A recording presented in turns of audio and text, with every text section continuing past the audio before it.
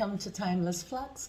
My name is Sabini, and this is my second video here on the channel after a long time without posting. This video is all about your ideal witchy routine, and it has been selected by this community in a poll in a community tab. So I really appreciate everyone who went there and voted for our next topic for this video.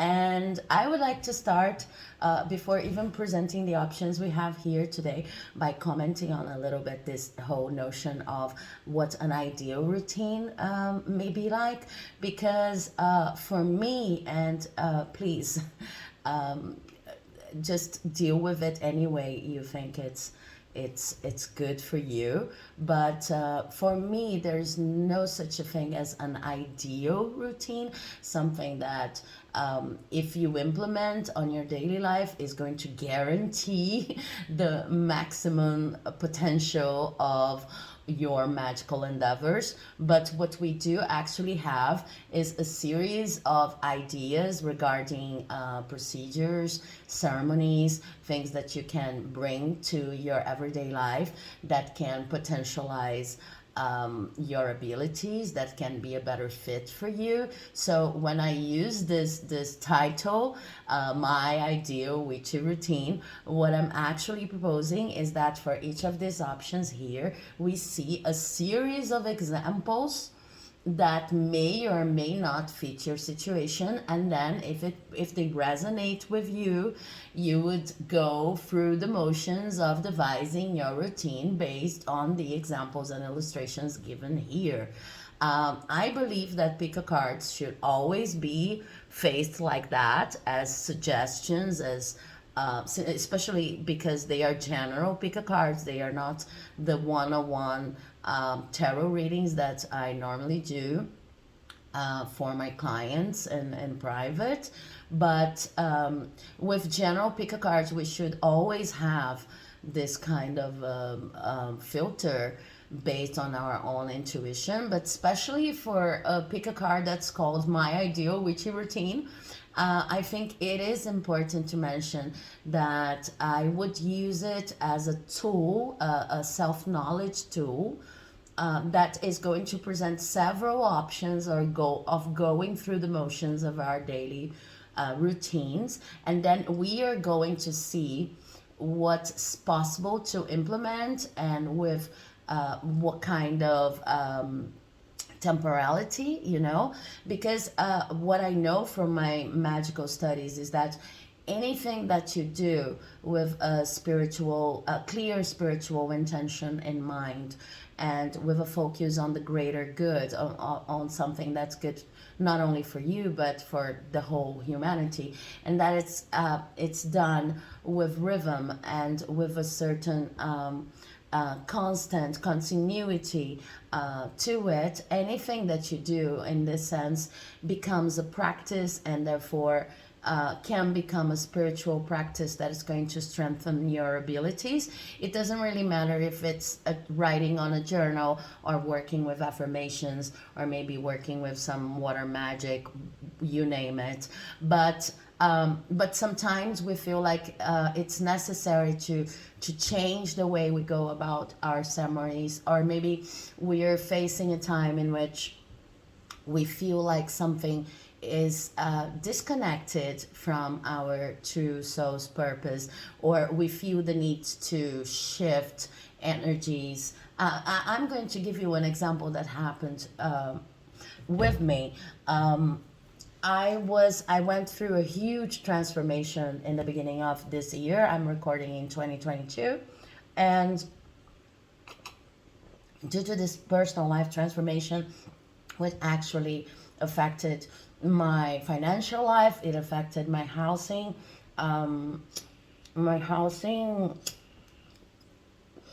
structure, and the way I went about my days very thoroughly, affected all of my structures and plannings and routines. I felt like whatever I was doing in terms of the time I usually woke up and the ceremonies I used to do, and even the yoga I used to practice, needed to be rethought. You know, I was facing a morning cycle, and it was very productive, but it was also very important for me to reshape things a little bit. So I used to consult during that time, and I still do, the videos of other witches, and as well as tarot readers and people who believe in this kind of work with spirituality and magic from different trends and from different schools of thought, in order to just get some ideas, some fresh perspectives on how I could go about with my days. And I got some really precious pieces, not of advice, but of inspiration that I could then implement in my routine, such as waking up a little bit earlier than I was doing after this huge shift in my life, just to, uh, just going out of my house and facing the day, and going through a short meditative practice so that I could connect with this day. I also implemented some walks that were done before the sun rose. Okay, so but these were ideas that actually came from watching other people's videos and other people's routines. So I think that this pick a card here, ideally, should be considered as a way of promoting this kind of inspiration, because of course a lot of different people will be watching, and it's important that each of you, as you listen and as you make your choice here, among these four piles, recognize what resonates with you. So in this case, specifically for this reading, maybe as you watch as you see the piles here, and even as you watch the reading for each pile, you may feel called to watch a different pile, or you may feel called to watch piles corresponding to more than one stone here, more than one crystal here, and maybe you get ideas from one pile that you wouldn't get from another. But it's very important not to surrender. It's always very important, this is what I'm trying to say, but in this case specifically, it's very, very important not to surrender your role as the designer of your everyday routine. And also, it's very important not to forget that no matter what you choose to do as a part of your witchy routine, it's going to gain momentum and it's going to gain strength, to the point in which you put your energy in it and you do it, go through the moves day by day. You assign specific times, specific some kind of continuity and permanence to it, so that it becomes a part of your everyday reality. Okay, so this is something I wanted to say before I started. It was very useful for me to watch this kind of video, so I'm very happy to do it for you now that you've chosen this topic in our poll here. And now I'm going to present our options. Pile number 1 is represented by this beautiful fluorite crystal here.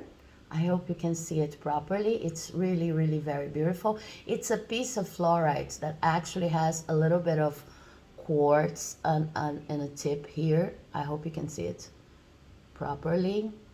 It's very, very beautiful. Okay, so this is the crystal that represents option number 1 in its shades of pink, purplish, green. And then option number 2 is represented by this beautiful moss agate stone. Okay, I don't know if you can see the green here.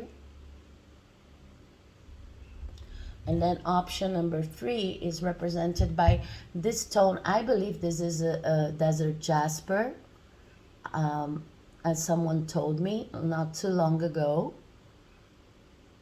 Also, it has beautiful pink shades to it, but it's mostly green. And option number 4 is represented by this beautiful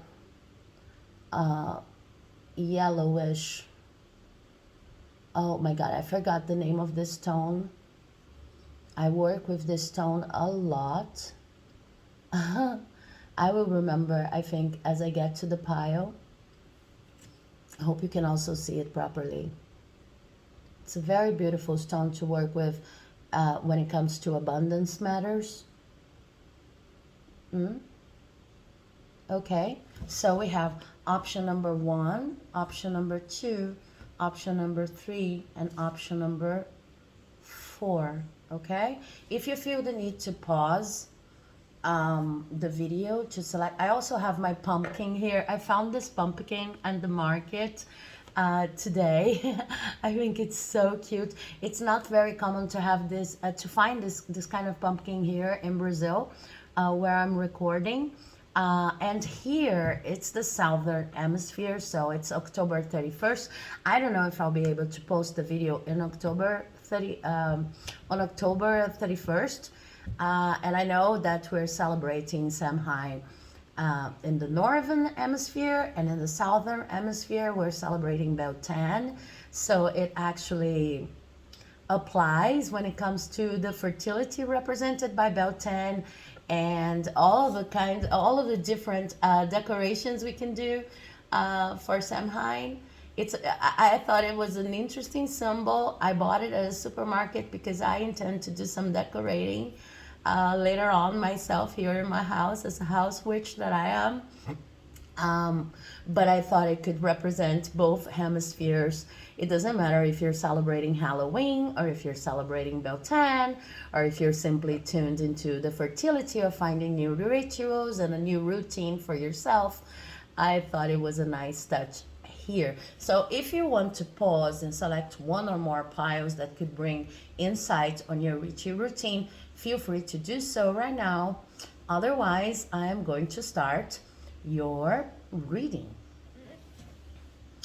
Okay, so number 4, number 3, number 2.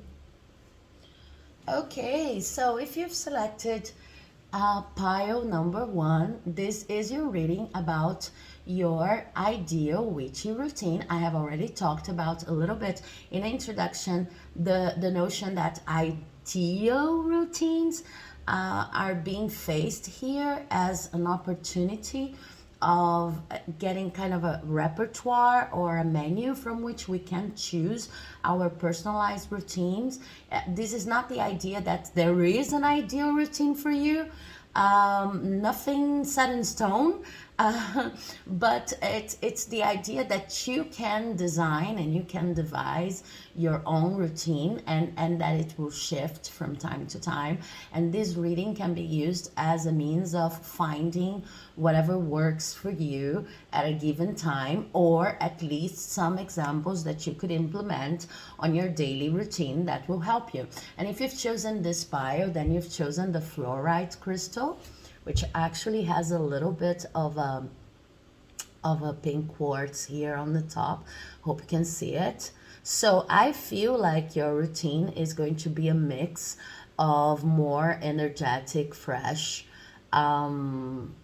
emotion-based activities, okay? Maybe related to water, and activities related to other people, to the energy of relationships that are like the tip of this specific iceberg here.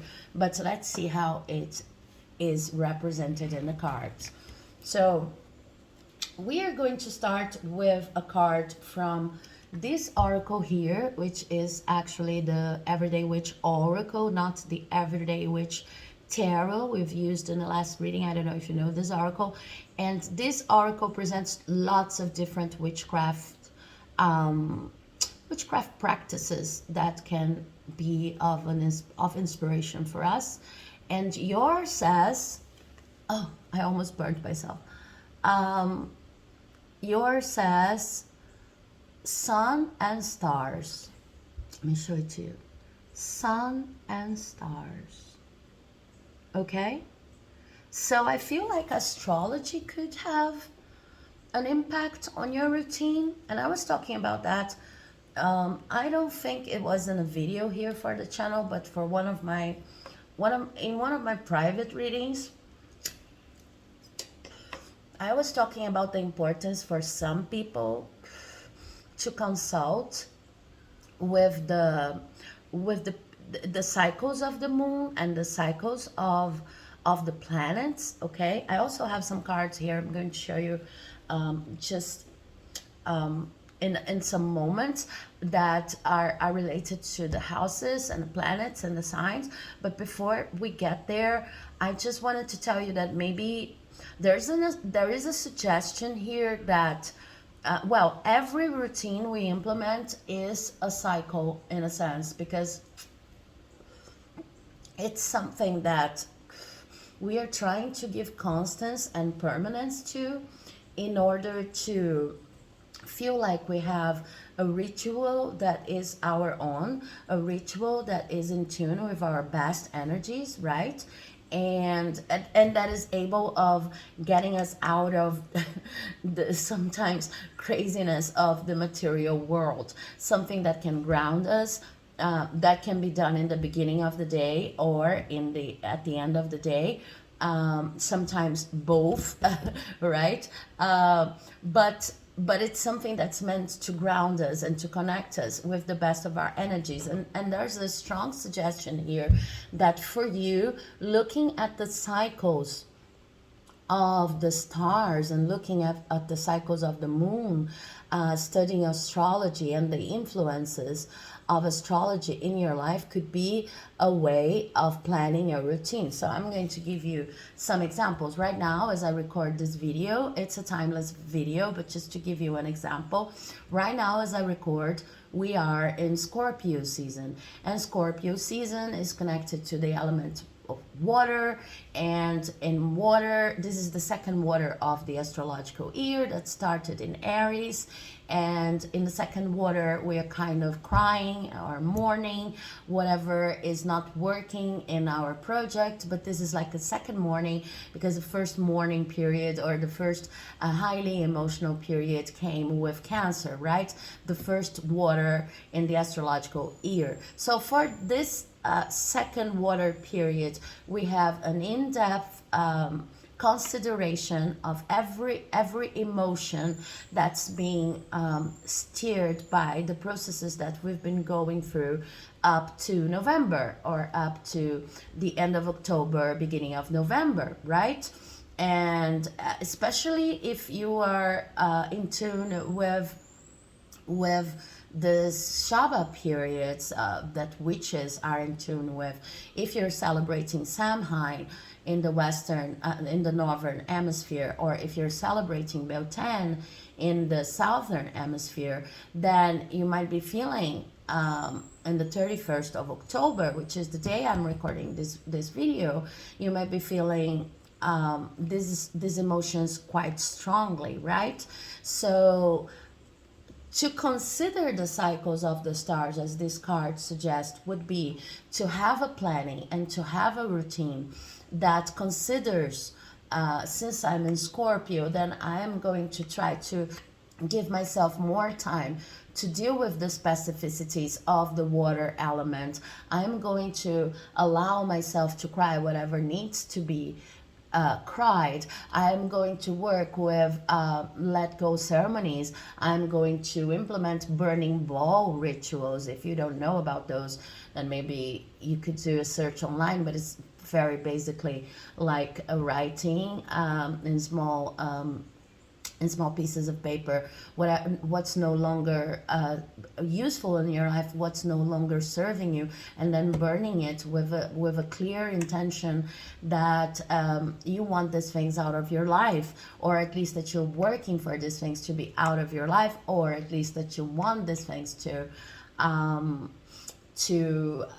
to be gone whenever you are through with the process of working with them, which I think it's also it's always a very sensible way of facing whatever you want to get out of your life, okay, depending on the state of emergency you feel right now, because we never know when we need to go through the tough situations we're going. But if we are in a Scorpio season, then it's about considering, when you consider the cycles here, astrological cycles, it's about considering what needs to be deepened in terms of emotions, and what needs to be faced, and what needs to be cried, and what needs to be mourned. If we were talking about Aries season, then this would be the first fire of the year. It would be about considering in your routine what needs to be started. How could you take advantage of this first fire to start whatever makes you feel inspired, whatever has been calling your attention? If it were an earth period like Taurus or Virgo, it would be about grounding whatever you're already working with, and so forth. Okay, so there's a first suggestion here that when you organize your witchy routine, being in touch with the cycles of signs and the astrological positioning of houses, and also something very simple like the cycles of the moon could be of use. And I was, as I was saying, in this private reading, I was talking to the person that I was saying that nowadays one of the biggest challenge we face as witches is to kind of disconnect with this from the rat race Western society proposes, that says we need to always be productive and always at the same pace. So there are two things to be deconstructed there, to be challenged and to be criticized there, in my point of view. The first thing is what is productivity really? Because if you're mourning, if it's a Scorpio season for example, and you decide that it's important to mourn something, isn't it productive? Maybe it's not productive to the Western standards of productivity, but it is productive for the whole holistic system of your body and what it needs right now, and what your magic needs right now. Because water magic, in the broader sense of the magic you do with your emotions, not only the magic you do with water, is very important, and it's very powerful, right? So there's this questioning of what is productivity, and also there's this questioning of what it is to be constant. What is the level of permanence you can give to things? What is permanence, if we want to simplify it? Am I going to do things every other day, or or quarterly, or every single day? Does it need to be every single day in order to count as productive and permanent? Okay, because it's not always the case. In my experience, it's not always the case. And if you start considering the cycles of the stars and the cycles of the moon, then maybe you are going to be able to give yourself more room for maneuver in this routine, and to be more respectful of the cycles of your body, I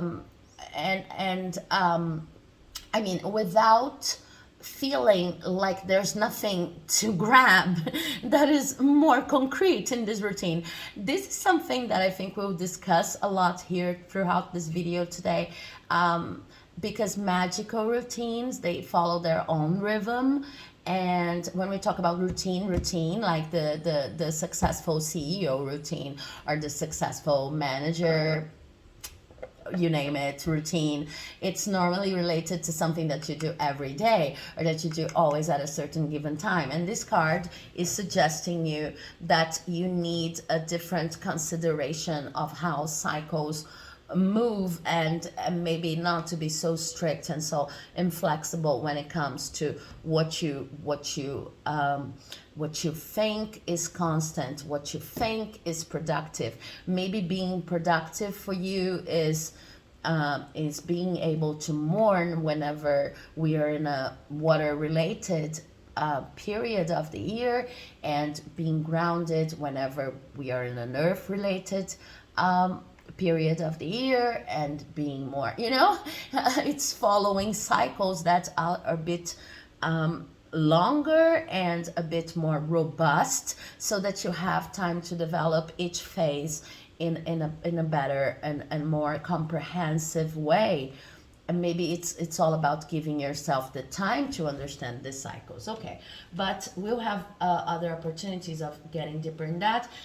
Then I have the cards here for planets, houses, signs and houses. Okay, and they form sentences.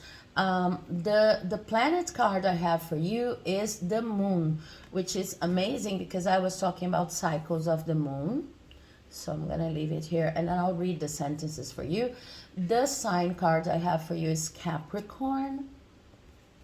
And the house card I have for you is the 7th house, which is all about partnership and reminds me of what I was saying about the fluorite here, okay?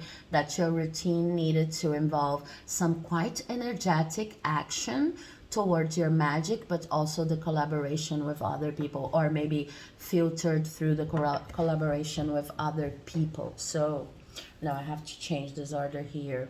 Okay, so even before I read the sentences, I'm reorganizing here, okay? There's something that these cards already tell me, that your routine is really, I think it would be really important for you to think about the cycles of the moon, okay? So understanding that during the more than I don't know about the way you face the cycles of the moon in your country or in the region of the planets where you are, but here in Brazil there are all sorts of things going on, and I'm not against them. I'm not saying that they are not valid, but about, for example, you shouldn't have a haircut during waning moons, things like that. But talking about a routine, what I see is that during a waning moon, you maybe want to retreat a little more to prepare for the new moon, and in the new moon you're going to regenerate, and then in the full moon you are going to take advantage of the emotions that are being set in motion there, so that you can, during the crescent moon, just go for whatever you want to go for with strength, with the energy of the fluorite here, clear, decisive action. And I'm going to explain that also in terms of water magic, since we have the moon here. As I was saying, water magic is not only about getting some water and then trying to see anything, like trying to predict anything in the water, or working with water, or preparing moon water and drinking it, and things that you may find online. It's also about understanding that our body is 70% water or more, okay? We are basically water. There's someone who says that, someone said, it's a meme really, that human beings are cucumbers with emotions, because we're mainly water. So, and in our body, the water it corresponds to our emotions. It's like the conduit, the transmitter, or the element through which our emotions express and run through our cells. Okay, simplifying a lot here. So if we connect this to the phases of the moon, we can understand that whenever we have a full moon, we are also suffering the influence of tides, which means that we are going to become more emotional. because we are all 70% water, right? So if the tides are full, then we are going to be full, quote unquote, too, and we are going to be experiencing this full range of emotions. And then when we have a waning moon, then we're going through a phase of like, okay, these emotions are maybe downsizing a little bit. And then in the new moon, we're more connected to our rational thinking and to logic, etc. And during the crescent moon, we are getting like that start, that emotional start that connects us to everything that we're passionate about.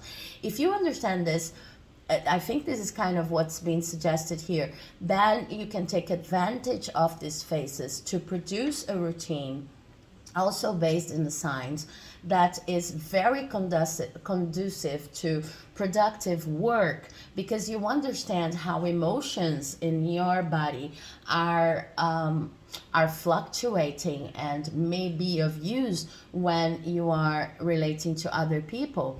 What I see here also is that, well, following this logic, that, for example, maybe during a full moon, you may experience a bigger challenges while dealing with other people, because your own emotions may be a little harder to balance. A lot of people understand the full moon as a period in which magic is really strong, but I really like to talk about what it means when people say it's strong. It's not strong necessarily because this is the time when you have the power to shift all of your reality, but it is strong because your emotions are there to be recognized and to be dealt with. And sometimes we're going to cry a lot and we're going to let a lot of emotions go.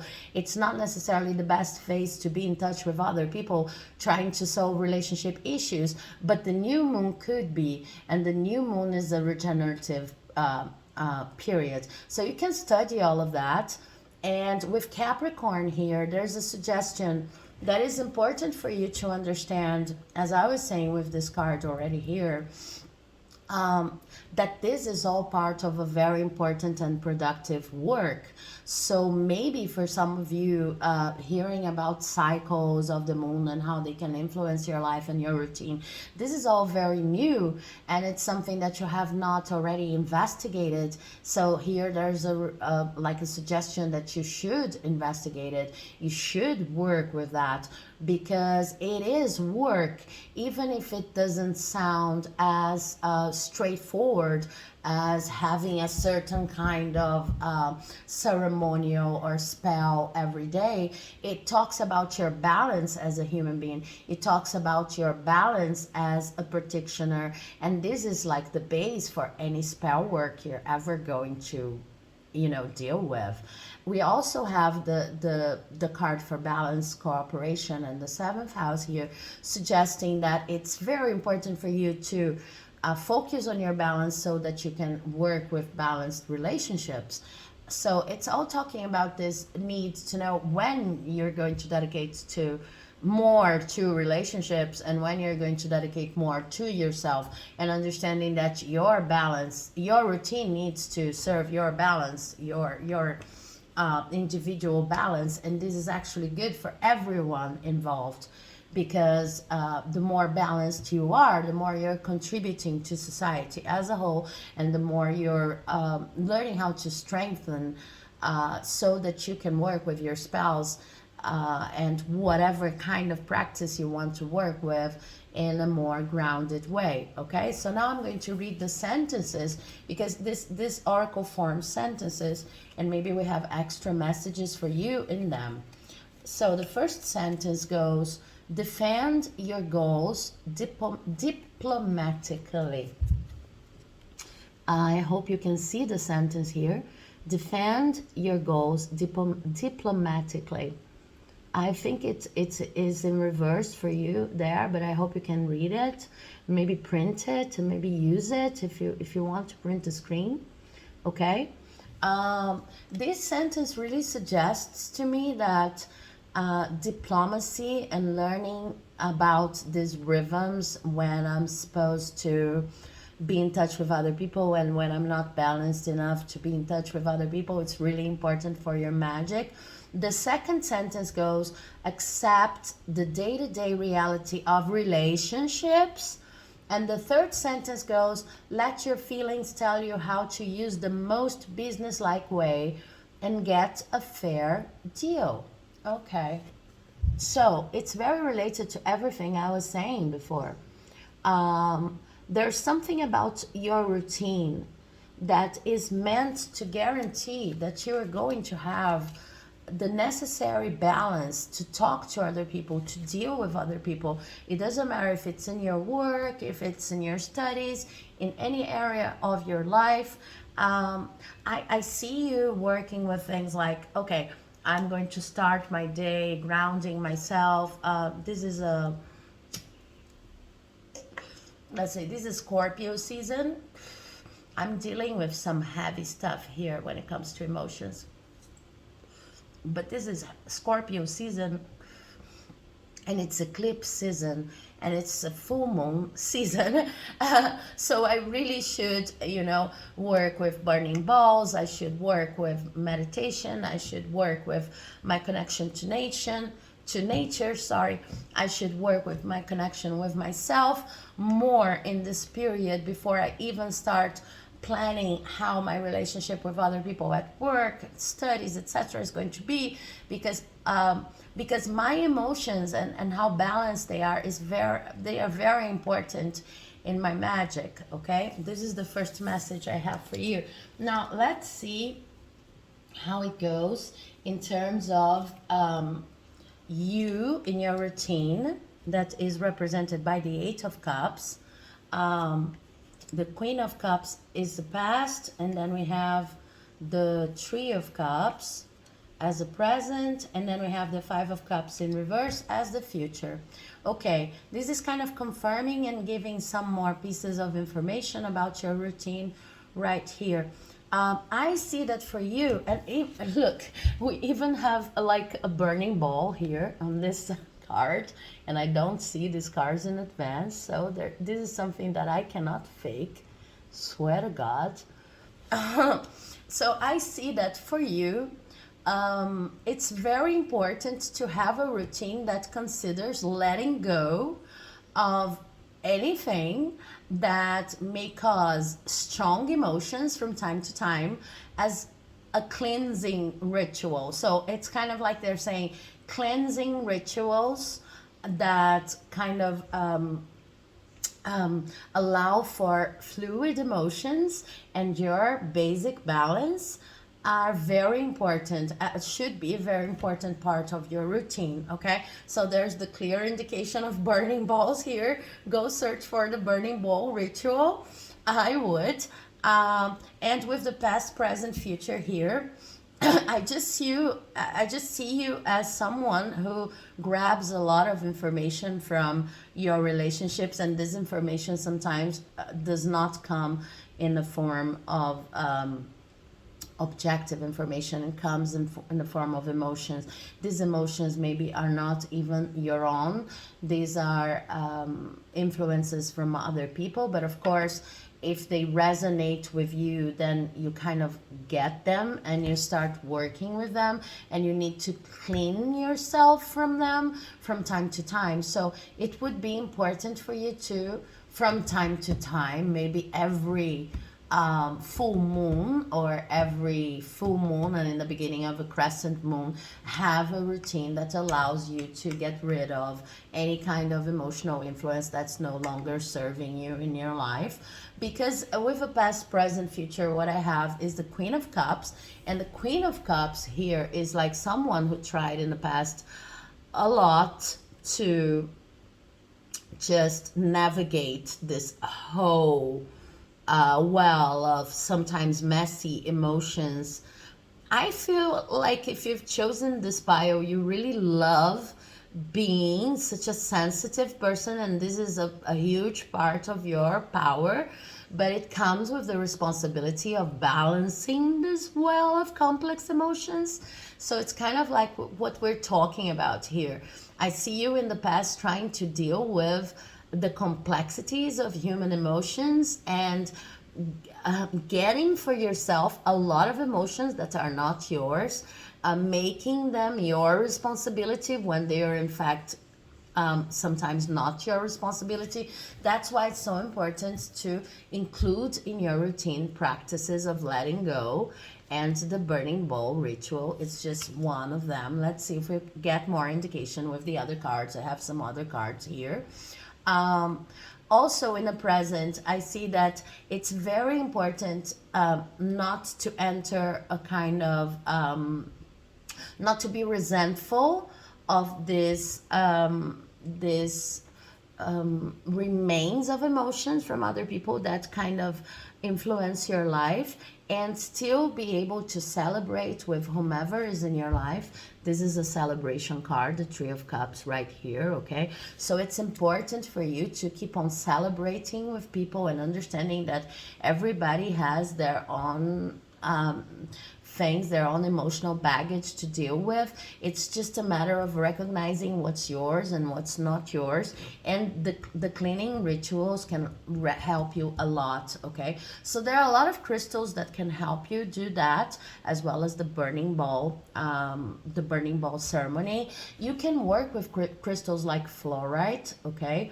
Any green crystal, really, and the clear colors and crystals and green crystals can be of help. You can put them in your chest. You can use them in rings, like I have this one here, the iolite. And they can help you cleanse the energy, okay? But cleaning is very important for you because you're such a magnet to emotions, okay? Because they are a part of your superpower. So it's about finding the balance so that you are able to filter these emotions, recognize what's yours and what's not yours, and still be able to celebrate with other people. We also have a purple here, okay? Lots of shades of purple here and here, and in the dresses here. And it talks to me about the importance of transmuting negative influences and negative emotions into positive ones, okay? Maybe for some of you, this is saying that you are actually transmuters of emotions, and you just need to learn how to do that, which implies cleansing, okay? Making cleansing activities a part of your routine. Of course, we have, and you probably already know, I'm going to show you if you don't, lots of incenses and herbs and trees and woods, like this Palo Santo here, that can help us cleanse. But the truth of the matter, in my experience, is that it's not going to be enough to like burn Palo Santo or any kind of incense like I have burning on here. I had, because it's finished. It's not going to be enough just to burn something and for you to feel clean, because you really need to associate whatever you're cleaning. You need to identify the emotion that's not yours, and then perform cleansing rituals that are that have a clear intention towards cleaning this pattern, these emotional patterns that do not belong to you. Okay, so you can use anything really. You don't have to, maybe you don't have the time to perform these burning bowl rituals all the time, and I don't even think it's useful to do this every day. But if you're lighting up the Palo Santo or the incense, or if you're meditating on what you should let go of, without a clear intention, it becomes less powerful than if you first identify, maybe writing down your feelings about a certain situation. It's much more powerful if you identify beforehand what you're trying to get rid of, and then you decide, you state, this ritual is going to be a cleansing ritual to get rid of ABC. And then that's why I'm burning the Palo Santo. That's why I'm lighting up this incense. That's why I'm burning this, whatever it is, written on these pieces of paper here in the burning ball. Okay, this is something that you really need to face as part of your free will. Okay, in order to be powerful, in order to be really guided and to work to its full extent of power. And for the future, I see that if you start cleaning yourself more of emotional patterns that do not belong to you, I see that a lot of the conflicts, especially conflicts, because these conflicts here represented by the Five of Swords are normally conflicts related to malice, and when it comes to the exchange of words, it's discursive, okay? It's passive aggression. It's those kinds of conversations that we have that leaves us with a terrible aftertaste, emotional aftertaste, and we don't know why we have to go through it time and time again. They're saying that if you start cleaning yourself more, if you start recognizing what belongs and what not belong to you, and if you start working with these rituals here with a clear intention of letting go of what's not yours, then you're going to face less situations in which harsh words are exchanged, and you're going to face less situations in which you feel so low in terms of controlling your emotions. And if you feel or if you deal with a lot of headaches, you see this image here, if you feel a lot of headaches, these headaches, especially with this scroll here, they can also be an indicator that you need to clean yourself at that moment, okay? So of course, do whatever you already do, visit doctors. Tarot is not meant to substitute any of those things, but a lot of the times our body gives us signs of what we need to do in terms of dealing with our energy, with our more subtle energy. And headaches, especially headaches here in a third eye chakra, okay, related to this region here, to this area, may be an indicator, a powerful indicator that you need to cleanse yourself. You need to clean your energy, that your thoughts are not serving you, because maybe you're being influenced by someone else's thoughts. The drill goes, you have a thought that's negative and it's going to produce a negative emotion. And we are talking about emotions that do not belong to you. So if you have intrusive thoughts, that may be a part of what you have already experienced in childhood, your own traumas, your own karma, but may also be brought by influences of other people. This is going to end up circulating your body in the form of emotions and your water, your body water, you know? So if you're having headaches, this may be an indicator. Notice that you need to perform a cleansing ritual, okay? Or you need to include more cleansing rituals in your routine. Also, do not forget to drink lots of water, okay? Because if we're talking about dealing with emotions as a main source of power, and water is our conduit, then we need to be always exchanging water, giving it opportunity to circulate, okay, in our bodies. But I have some more cards here talking about what you know, what you don't know about the situation. And then for what you know, I have the Master of Clouds. What you don't know, we have the Novice of Clouds. And then we have the Oracle of Lightning, Determination, for what helps. The Apprentice of Lightning, for what hinders. And then we have a piece of advice. And we have with the Four of Raindrops here. There are a lot of cards. Well, your piece of advice also talks about emotions, so let's go through it. Yeah. Well, as a like a conclusion of the game, there's something that needs to, for the creation of your routine, you need to change perspective on something. This is the Hangman, okay, and this is surrender in reverse. So there's something here that's hard for you to surrender to in terms of a change in perspective. And I believe it's related to this idea that working with your emotions, mourning, letting go of emotions that are not yours is maybe a little difficult for you. Maybe because you feel like you can handle it. You shouldn't be cleaning yourself all the time. And maybe even adding these cleaning rituals to your routine shouldn't be necessary. Maybe you have some kind of prejudice regarding having to clean your energy from time to time, and this is becoming something difficult to deal with as your power grows and you get in touch with heavier energies. Okay, well, pile number one, I have to tell you, we were talking about how important it is for you to consider your emotions like your most amazing gift, and how to organize it. We're thinking cycles, astrological cycles, and moon phases, etc. And then we were starting to talk. I was starting to talk about what can actually help, like focus a little bit more while constructing this routine. And then the weather completely changed outside, and now it's pouring raining. It's raining a lot here in Rio, right in Brazil, where I'm recording from.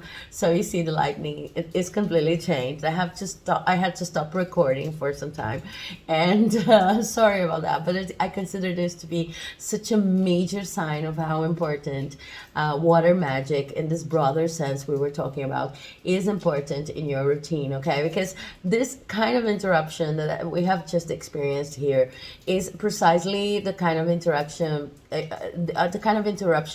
you have to kind of not go for, but allow for in your routine, understanding that emotions are going to flow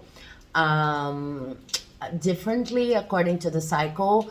And we're not only talking about these major cycles that can actually help, astrological cycles and moon phases, etc., and others you may find out during your research on the topic, but also the daily cycles, okay, such like this one that just happened. Now it's a storm. There's a storm going on outside. And what does it mean if my emotions are so important to me, and if I'm working with water magic? How does it mean? What does it mean for me in terms of calibration? Does it mean that I'm going to be more emotional? Does it mean that maybe this is a time of day in which I could be working with some of the things I need to shed, some of the things I need to investigate, or even I need to fully experience in terms of emotions, so that I can reach my emotional balance. And then I have this card here, which is the Master. Sorry, let me check. The Master of Clouds, which is actually the King of Swords in the traditional tarot, right? Hope you can see it properly. And it's represented by the word intellect here in this particular tarot deck, which is talking about the importance of not being led astray by your emotions. So it's kind of like you will need to recognize your emotions and learn how to deal with them. But when it comes to your routine, it's very important to be in touch with the rational part of yourself. When you think about a specific dates, a specific times, a specific assignments that you're going to include in your routine. And then this card here is talking about what's hindering this process, and it is the card of curiosity, the Novice of Clouds, which is the same suit, which is the sword suit. So that's something going on here in terms of balancing the curiosity you have of experimenting these emotions that come to you and listening to them, because they're actually a part of your power, and not indulging so much in them as to maybe not wanting to balance them, because you think that maybe if you express all of your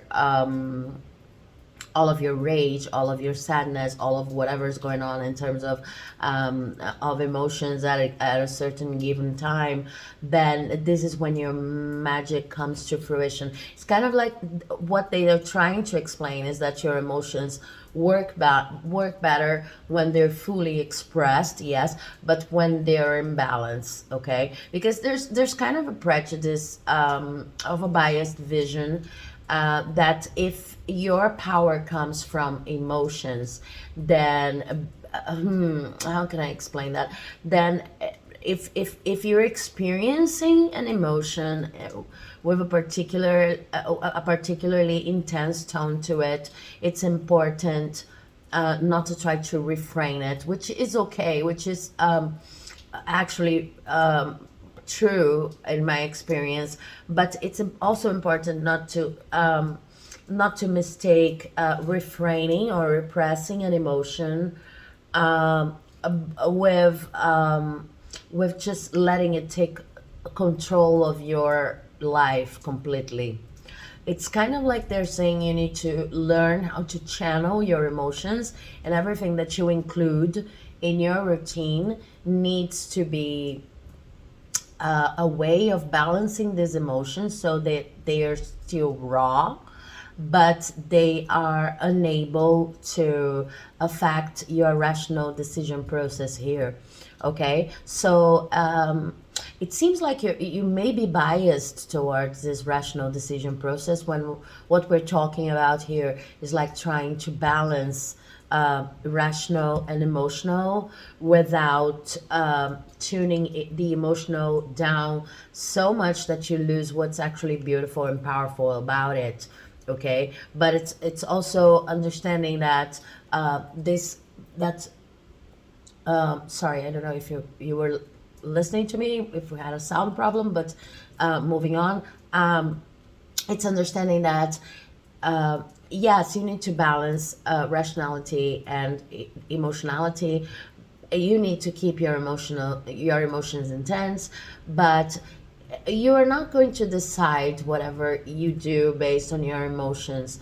You are going to channel the intensity of those emotions to um, productive ceremonies, productive attitudes, um, productive decisions you need to make in your life, because some of the charms and, the spells we work with are very mundane, quite frankly. It's just a matter of where you channel your energy to. So you're going to kind of channel this intensity towards constructive behavior and productivity, okay, using your intellect. It's about not trying not to divorce, um, the intensity of your emotions, from your intellectual choices. Trying not to um, to assign your emotions, um, the responsibility for making coherent decisions. Your intellect, it's not because your emotions are so powerful that your intellect doesn't have a role to play in your life. It's something like that. And if you've chosen this bio, probably you understand what I'm saying. You may be someone, and this is what I'm trying to explain. You may be someone who, if you're feeling enormous rage, for example, you may, understanding that this is a power of yours, you may think that you cannot choose what to do with this rage, that you need to, let it express any way it wants. But the thing is, you control your emotions. This is something you can, I think, almost 100% for sure take for granted, that your rage should serve you and not the other way around, which is different from saying that you should repress your rage. So it's all about finding positive ways of expressing this rage in the routine, which I think for everything that we've said here, um, yeah, you can find, of course, artistic ways of expressing that. You can talk to yourself, you can write, you can use all of those mechanisms we learn even from psychology of coping with rage. But the most important thing would be to give yourself more time to deal with your emotions, understanding the cycles and using the astrological cycles and the phases of the moon to coin a more balanced approach to what productivity is, okay? Because I feel like sometimes, and I'm going to keep using the example of rage, but it could apply to all kinds of emotions, really. I feel like sometimes you don't even know what kind of emotion you're dealing with because they're so intense. So let's talk about rage just to follow up with this example. But I think that sometimes you just feel like I have to do whatever this rage is telling me to do, and that's not true. It's all about channeling it and maybe experiencing it by yourself before your intellect gets the time to understand and to organize.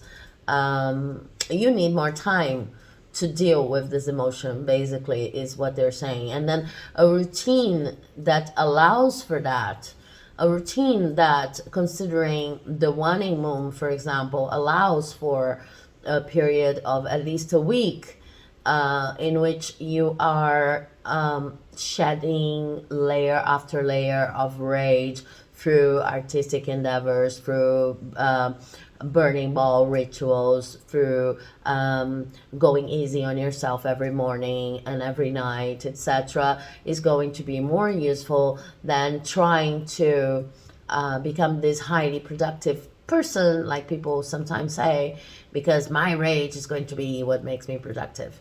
This is kind of what I want to explain. It's a different approach on how emotions could be powerful. It's a different approach to water magic in this general sense when talking about emotions. They are also saying here with this determination card that you're actually the person who is going to determine, and this is all about with the lightning suit here, which is wands. You're actually the person who is going to determine how your emotions are going to be used. And because it's here and because it's after this kind of not warning, but this kind of explanation here, I feel like, yeah, most of the times if you've chosen this pile and if it's resonating with you, you don't feel like you can control your emotions, and then you can, right? It's all about channeling them. It's all about dealing with them as if they were, because they actually are a huge part of your magical powers. So if you understand that you can actually determine how these emotions are going to be experienced and deal with them, deal with your waters in a way that soothes you and that suits you and that benefits you, then you're actually becoming non-stoppable. This is not about being adventurous with your emotions, with this apprentice of lightning here. It's not about being impulsive. A lot of people associate working with emotional magic or water magic or whatever you want to call it, in this broad sense we're talking about here. A lot of people associate it with being impulsive, and then people associate being impulsive with listening to your intuition. Those things are not necessarily connected. This is what they're trying to explain.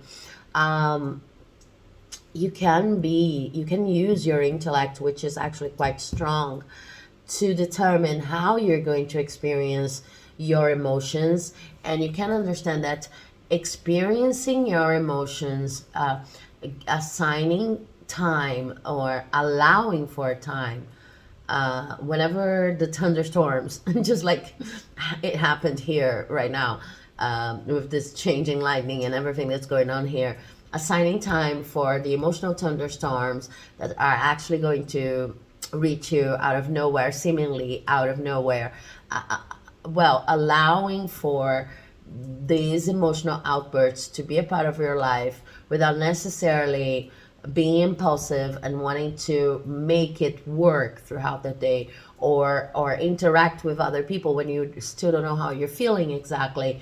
Listening to your own cycles, this is going to be very, very important in a way, so that you can channel the power of these emotions for more productive endeavors. Okay, so the piece of not the piece of advice, but yeah, the piece of advice we have here is contemplation. Yeah, so there's a need for you to understand your emotions better. And if you assign yourself this time, I believe that there'll come a point, if your routine is established around analyzing, but not analyzing in an academic sort of way, but contemplating, like the card suggests here, there will be a time when you will know your waters, if you know what I mean, because you will know what each emotion with its specific internal taste means for you, and what it means even in terms of premonition. So let's say that one day, because you have assigned this time during a full moon to express and feel and be more of a hermit, you know that emotions are up, and they are highly intense at this moment, but you've allowed yourself the necessary time to do some ceremony of writing and meditating and understanding what's going on, and you've given yourself some time to contemplate everything that you're feeling. There will come a time in which each of these drops here that represent each of the emotions you're feeling at a given time, they will have specific names for you. They will have specific connotations. You may even recognize 2 or 3 specific kinds of sadness that are very particular to yourself, and they may bring premonitions, they may bring pieces of advice. You may start with this intellect card here, you may start recognizing patterns, like every time I feel I don't know, the blue savannah, just because it reminds me about the name of a song, it came to my mind, but the blue savannah kind of sadness that is felt on my chest, like this and that, because you're also paying attention to the registers of your body and etc. Whatever I feel, I experience what I've called the blue savannah kind of sadness. It means that I'm going to create something new. It means that there's a new creative endeavor coming along, or it means that I need to spend less time with other people, or it means that I need to eat more of this and that. You start recognizing patterns.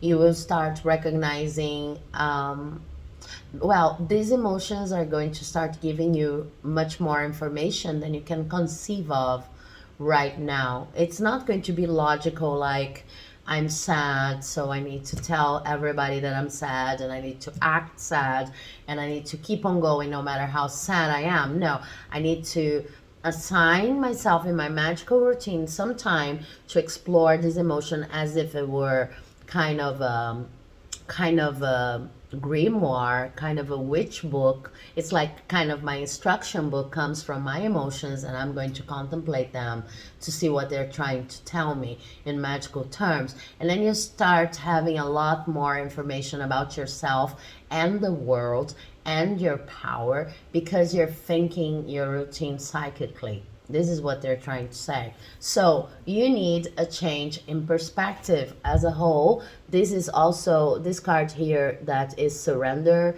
and it's in reverse, is also the hangman in reverse. And it's kind of like they're saying, you need a different perspective on the way you deal with emotions. Try to see them as books that you have to experience instead of read. But in order to experience your emotions and not to face them as elements of your emotional body that just make you act, in order to actually contemplate them and understand what they're trying to tell you in magical terms, you need to give them time.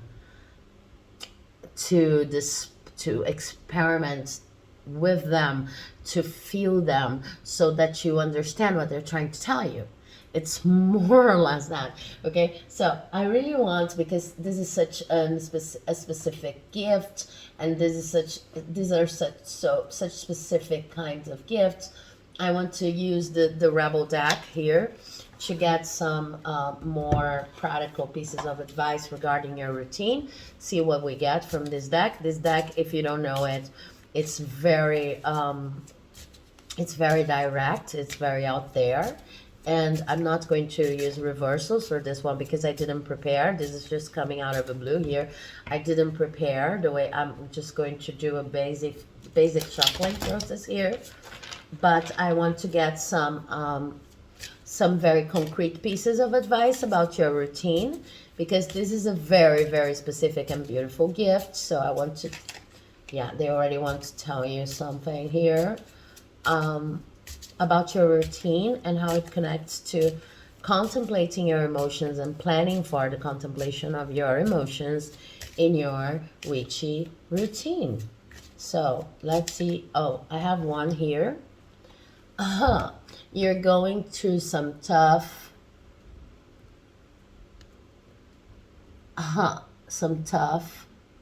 can't tell you that.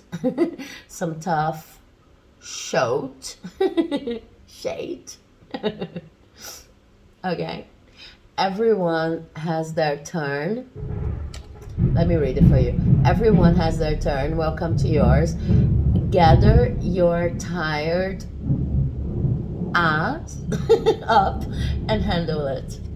Okay, so I understand this card here not as like a representation of your moment, but in regards to your routine, is that they're saying whenever you experience this intense emotions, it doesn't mean that you actually face them as gifts, face them as pieces of information in the puzzle of life, face them as magical input, and try to assign specific times for contemplation depending on the cycles of the day and of the stations and of the sabbas, whatever you want to consider, especially astrological cycles that are very general. Everybody has access to them, and moon cycles that are even more general. Assign times in your routine for the contemplation of your emotions, because whenever you go through some tough times, yours have the power to bring you invaluable information about your life. And then you might be thinking, okay, but that's true for everybody. Everybody who undergoes a especially difficult patch in their lives has the opportunity to learn something about themselves, about the world, etc. This is not what I'm talking about here. I'm saying that your main gift is related to emotions. So you need to conceive a routine in which emotions are like a special part. They have time to fructify, time to be experienced. They are not considered to be an inconvenience or just fuel for whatever you want to produce. They are like the protagonists of your life, and you need to learn how to handle them because they are a part of your power. But that does not mean that you're not going to use your intellect to do that. It just means that you need more time to contemplate, and you need more time to cleanse, as we were saying in the first part of this reading. Contemplate, cleanse, see what you've learned. There will come a day in which you will know, I am feeling X, Y, and Z emotion. My life is going to this, that side. I should take this or that decision. Your emotions are bringing you actual predictions, actual information that you would not be able to access unless you contemplated your emotions. This is a very specific gift. So if you truly do not resonate with that, then this reading maybe not for you. But there is at least a very important need here to address your emotions and to give them time to like develop in front of your eyes, and so that you can see which information they're bringing, and then you cleanse, and then that's why it's important to know what's yours and what's not yours. I know a lot of people, when they talk about those issues, they talk about you being an empath, or maybe you know, you need to work on your boundaries. I don't think you may even be an empath, but I'm not going to use this label here. I don't think this is important here. You may be an empath or not, but what they're saying here is that your emotions, they're super powerful, but not in the sense that they are going to be responsible for your decisions, in the sense that they're going to bring lots of important information if you simply contemplate them, if you allow for the space and time to contemplate them.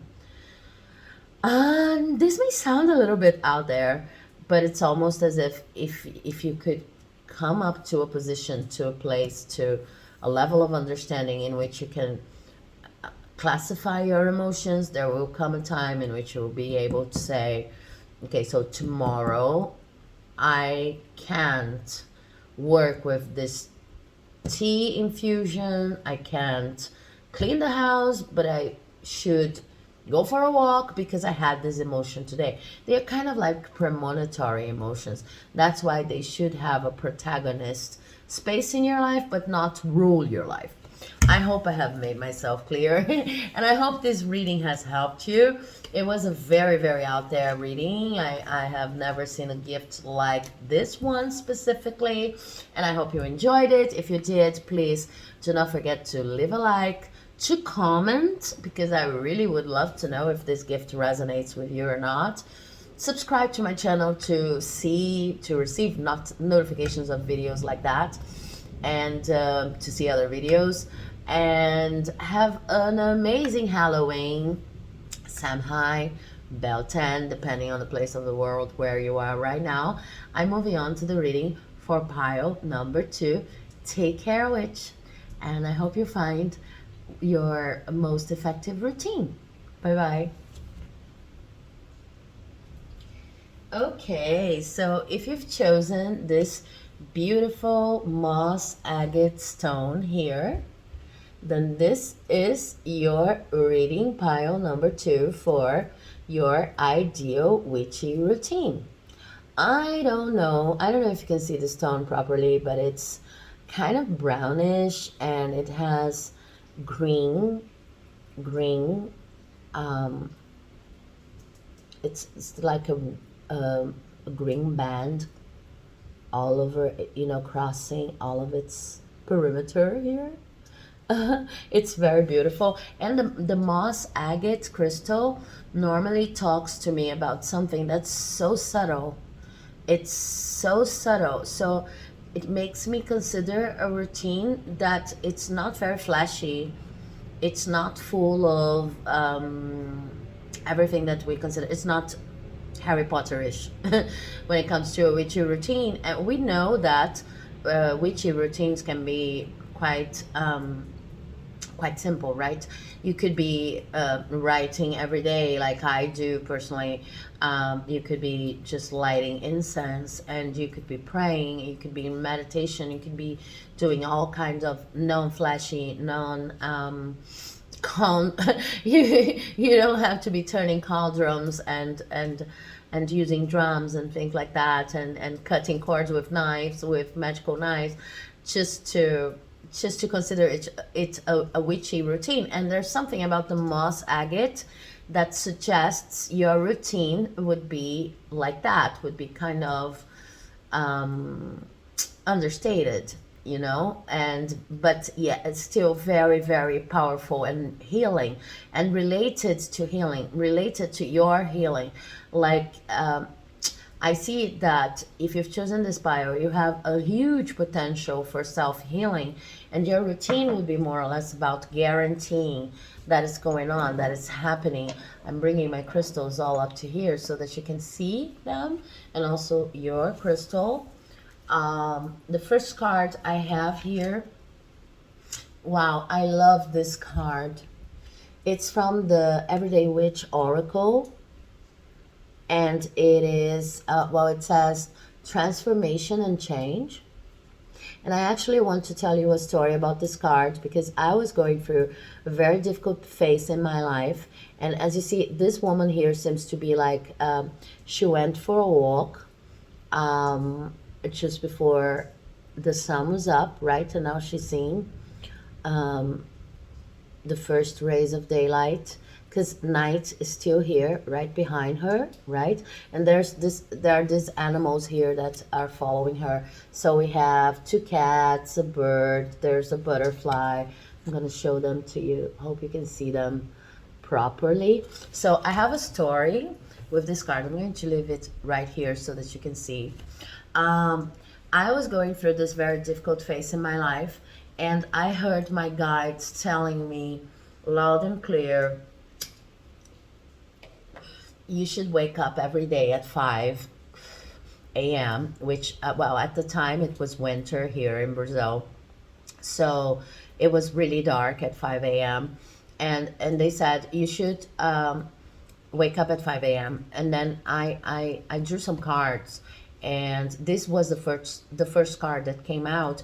And I was asking, okay, why should I wake up at such an early time? I'm not really a morning bird, okay? So they kind of used this card to explain to me why. And they were saying,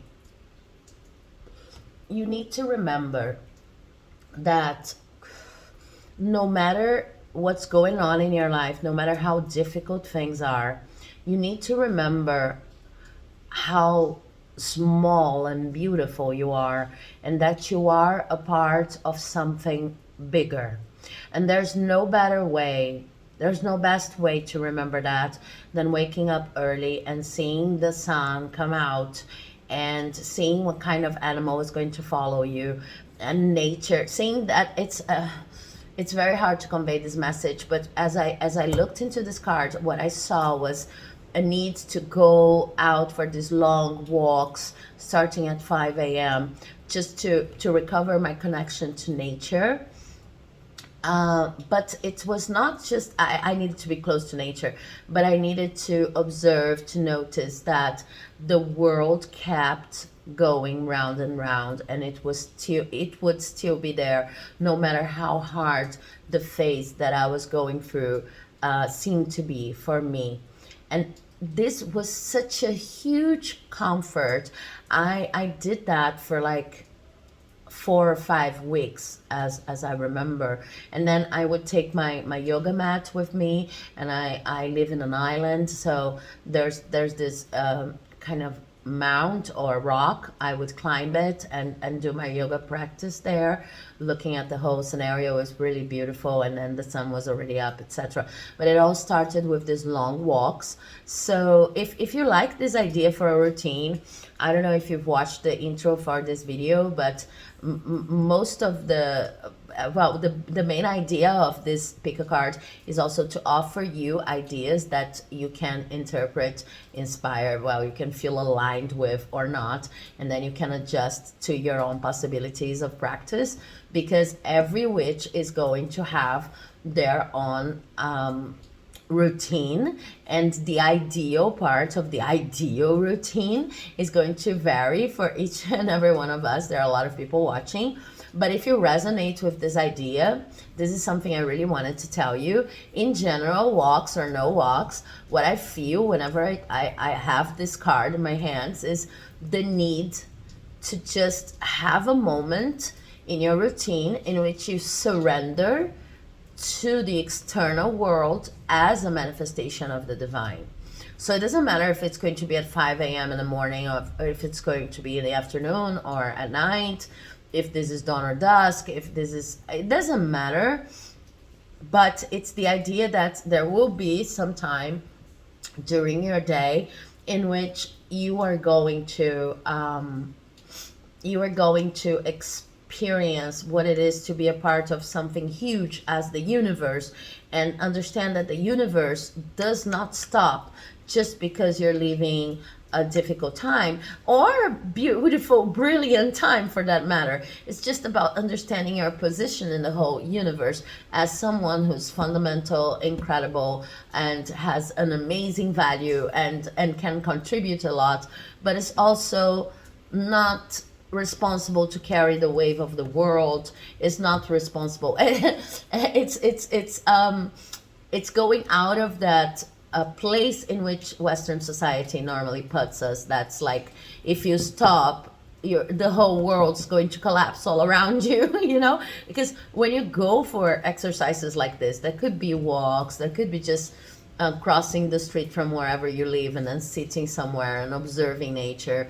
It could be nature that you observe from within an apartment, a plant that you have, or just watching through the window and then, you know, placing a chair right there and sitting and observing. Could be, but it's a time in which, yeah, ideally you're moving, because this card talks about movement, and there's a pilgrim kind of vibe here, and it also reminds me of the sacred paths, like the path of Santiago de Compostela, and you know, the whole thing that Paulo Coelho talks about in his journey in the diary of the magician. I don't know if this is the translation, because I've read the book in Portuguese, but it became famous all over the world. But it's the idea of pilgrimage, but it's an everyday pilgrimage for you to find how beautiful and wonderful and complex the world all around you really is, and that you don't need to worry so much about the individual cycles that may be hard that you're experiencing right now.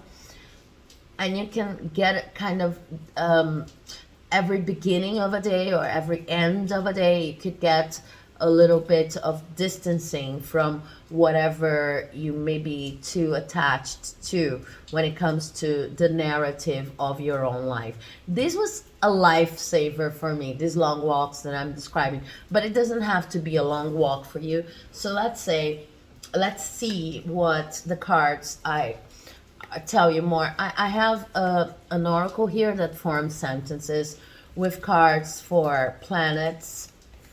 Let's see, yeah, planets, signs,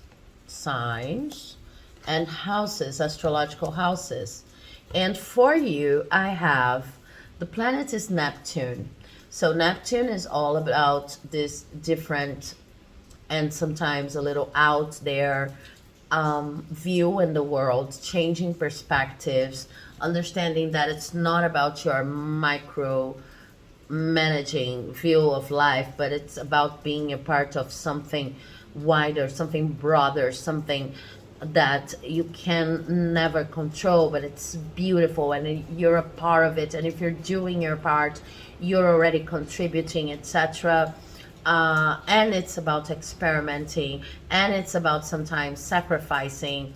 This oracle forms sentences. I'm going to read the sentences to you to see if we have more hints here. But let's first check which planets and houses, etc., which energies do we have going on here. So we have Neptune, and we have Leo, which talks about, which brings this attitude of kindness, of courage, and of showing yourself, right? Of being present to the world, of putting your best face out there. It doesn't have to be about appearance. A lot of people associate Leo with appearances, physical appearance, and the showman, the showwoman, the show person. But it doesn't have to be like that. Leos are brave. They are talking about also fair exchange, and they are talking about putting yourself wherever you need to go, whatever you need to be.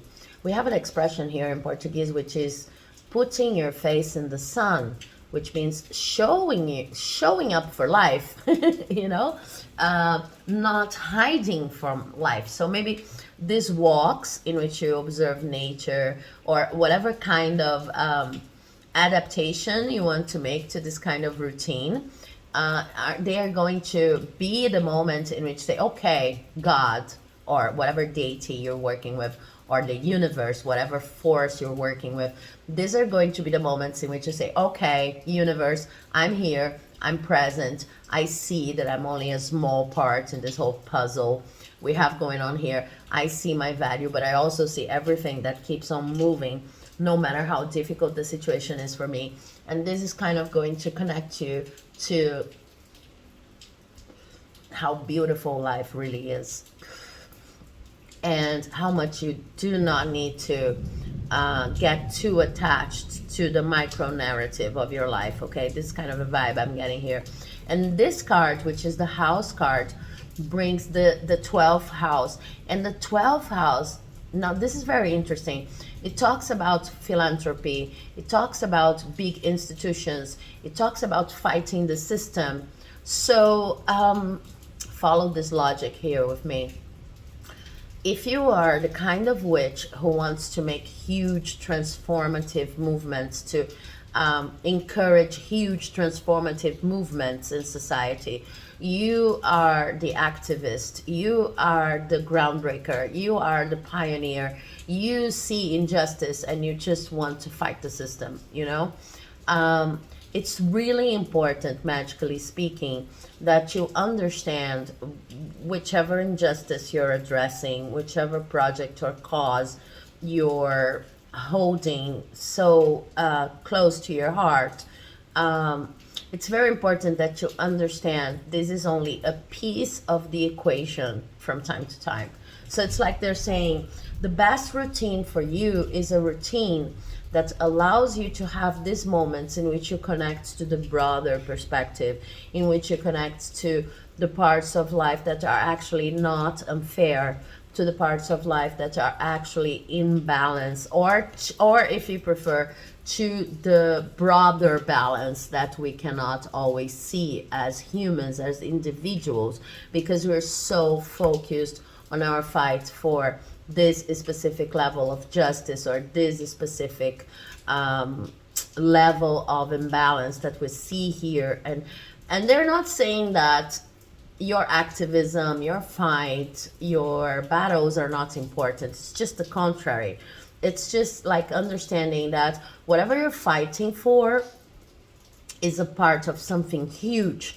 And from time to time, you need to just take a deep breath, go for a walk, look at nature, see how everything's moving, no matter how unjust, unfair things may seem for you, and understand that you can continue with your fight precisely because you're being held by something bigger than yourself, okay? And that there is a broader perspective to whatever you're dealing with. It's something like that. So I'm going to read the sentences that the oracle forms. The first sentence goes like this. Inspire others with leadership. Inspire others with leadership, seeking oneness with all there is. Now, this is so perfect. And I didn't read the sentence before I showed it to you. If you want to print the screen, I know it's like in reverse, but I hope you can see it properly and print it. But it's inspire others with leadership, seeking oneness with all there is. Yeah, I see that you're the kind of person who really understands the importance of fighting the good fight, you know? And you are a leader. You are someone who inspires others through your sheer determination. So you're the kind of witch that, like this tone was suggesting, is not fleshy. Your witchcraft, your power is all about determination when fighting the good fight, whatever the good fight is. And you are truly inspirational to other people, but sometimes you get tired. So how is it that you recharge in your daily routine? By seeking oneness with all there is. These long walks, the way you wake up earlier to connect, or go to bed a little bit later, I don't know, to connect with something that's bigger than you, to understand that it will keep on moving no matter how, you know, how bad you're feeling, or how tired you're feeling. This is going to give you a lot of energy. And I have another sentence here that goes, be prepared to sacrifice for the creativeness of philanthropy. Again, what we have here is sometimes your ideas are so creative and they seem so right at the same time, that you need to sacrifice yourself for them. And you will do it, but based on what I'm seeing here, you will do it happily, but sometimes you get tired. So how is it that someone can be prepared to sacrifice for a creative idea, because it's the best solution for everyone involved?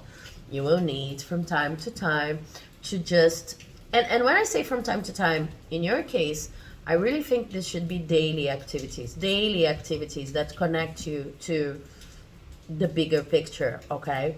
And the bigger picture is all about the universe is still working, even if I see this injustice. The nature is still working, even if I'm fighting this injustice. It's all about being grateful and understanding there is a storm of blessings pouring on the head of every single human being on this planet, even if we're living in a very unfair world. It's precisely because we cannot recognize these blessings, and because we keep on going for other things that are not going to be as fulfilling, or are not going to be fulfilling at all, just like prestige and power, etc., that we are unable to see these blessings, right? So you need to be strongly connected to this idea, and a way of connecting to this idea, which I think needs to be done daily, because it's something the world is going to tell you every day that is not true, but you know deep down inside it is your truth. The way of connecting to that, it's going for these periods in which you are contemplating, you're looking at, you're actively going in pilgrimages, just to observe the world around you and understand that everything is still fine. Please understand my meaning. Everything is still fine, with nature still working the best each element can, no matter how much injustice and unfairness humans bring to this world. You still have companions. I remember in my long walks, this cat used to accompany me, coming from, it was showing up at the same spot on the path every single morning, and it gave me such a level of comfort. It was like during this pilgrimage of my own, that took like 1 hour every morning, including my yoga practice, I had this cat that came with me and showed up at the same specific spot every single morning. This was so comforting. And I was also dealing with a lot of unfairness in my life, and I was also trying to fight the good fight. So when this sentence goes, be prepared to sacrifice for the creativeness of philanthropy, it's like you want to help. You are not a resentful person, but it's normal that you get tired and maybe a little bit too attached to your fights from time to time. So whenever that happens, well, it's not, this is not what I'm hearing. It's not whenever that happens. Like every day, you need a moment just to remember that no matter how important your fight is, the world is still going round and round. And even if you gave up, this is the kind of healthy thought, I think, for you, that this ceremony going on here would help you remember, even if you stop for a while, even if you rest, even if you miss a battle or two, the world's still going round and round, and you're not you're not able, and you are not supposed to just hold it on alone, okay? And you're not responsible for solving all the problems by yourself. Because I think the kind of activity you deal with may be a little bit too much and too overwhelming from time to time. The third sentence goes, yielding is the only way to do what you want to do what you want to, and keep your involvement hidden. So I have another important message here, which is, like I was saying, this very not flashy routine. You are not the kind of person that's going to help or that's going to fight the fight, and you need to sorry, and you want to put your face out there. You want your name associated with all of the good you're doing in the world, to put it simply.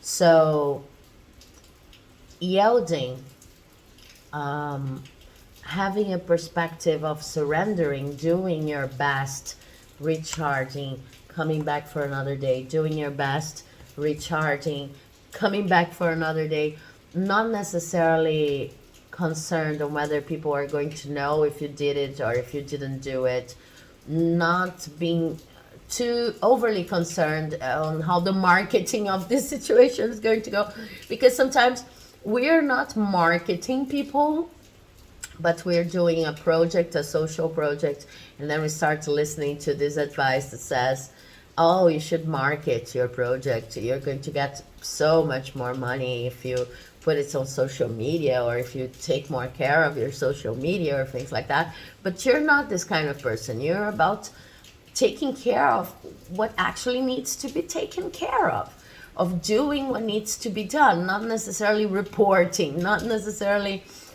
being the person who's going to, you don't want to be recognized by that. You just want it to work. Whatever your fight is, whatever you're fighting for, whatever your fight is, you just want it to work. So they're kind of saying you don't need to worry about advantages or disadvantages of showcasing your work, of what you're doing. You don't need to showcase at all. You just need to do what you feel like it's necessary to be done, and remember to recharge in your routine. Your routine is for you. It's probably something you do by yourself to remember the world keeps on turning and you're not responsible to solve everything, to remember your value, but also to remember that there's much more going on in the world aside from whatever you consider to be unfair. And it can be very simple, like going for long meditative walks. Okay, now let's see what tarot is going to tell us about that. We have the Four of Cups, we have the Ace of Wands, we have the Fool, and we have the Five of Wands in reverse. Okay, to talk about what you know, what you don't know, what helps and what hinders in this situation, right? Yeah. Okay, and then in terms of a routine, what I see is that you know that you spend a lot of time, and maybe that's why you're here, maybe that's why you're thinking about a magical routine, about things that could make you more productive, because you know that you spend a lot of time thinking about the victories that you do not have, thinking about whatever you lost, thinking about with this rainbow over here, maybe probably this is just for a feel of you, but I have to call it out, okay? Maybe you're working with LGBTQIA plus rights, or maybe you're working with minority representation of some sort in your activism, and you see there's a lot going on here. There's this beautiful result that you're getting here, but you're focused on whatever is not working, whatever you didn't get, whatever you didn't accomplish so far. So you already know that, and maybe that's why you're rethinking your routine and your routine, that you need more magic in your life. You would like to feel for yourself. Not it's not that you want recognition from other people, but you would like to recognize yourself at least, to understand that you're doing the best that you can, which is absolutely true. I can tell you that right now you're doing the best that you can, and to understand, and you know that you could maybe spend your time with more productive thoughts, and maybe there's a kind of ceremony that could help you with that. So we already have an indication here that this ceremony is of getting in touch with the universe as a whole, and that can be very simple as long walks. They could work, okay? But what you don't know is that there's something about you that really needs these periods of connection so that you can better understand what to do and what not to do in terms of choosing your battles, okay? Because the Ace of Wands here represents something that you're going to start, something that is inspired, and something that's actually going to be to make you very happy once you start pursuing it. And it seems like whatever you're doing became kind of an obligation. The roots, the structures, or the habits that you formed around whatever you do in the world, they became kind of rigid, kind of inflexible. So you're looking for a routine that can add flexibility and magic and inspiration and pleasure to your life, like you probably once had. And you know that whenever you keep on ignoring everything that you've already done and looking at everything that's allegedly failing here, then you're missing an opportunity to actually having pleasure with what you're doing right now, okay? But there's a suggestion here when it comes to routine, that if you decide to take these long walks, to adapt these long walks in any way you want, but knowing that the main intention behind this ceremony to start the day or to end the day is to connect with the universe, and more specifically to the fact that the universe keeps on moving, no matter if you're right or wrong, no matter if you failed or not, the universe keeps on moving. If you connect to this idea, then you're going to have brighter and more inspired perspectives on how to act. Because I see you getting into a lot of battles that are not actually meant for you, trying to help people who are not actually in need of help, maybe, or in need of the help that you're offering right now. So sorry you guys, the light just went off as you saw it. So this kind of activity, this is what I was saying, this kind of activity of connecting to the bigger picture in practice, through walking, through looking outside, through watching the cycles of day, morning, etc., is what actually going to build or develop a built-in compass from which you can select which battles you choose, okay? How and when and and with whom you should dedicate your time and attention, how to choose your battles, okay? Basically, it also talks about the importance of doing things that give you pleasure. It may sound selfish, but it's not selfish at all. So they're saying there's no universal law that says that because you're an activist, you should only look at whatever's missing. You can start from whatever's fruitifying, whatever's good, whatever feels good, and then expand from that, okay? Because sometimes what's missing, what's not working, is like the no of the universe. And what's fruitifying, that, you know, this woman is not looking right now. If you start looking for what's fruitifying, then maybe here you're going to find the battle that's actually going to give you pleasure.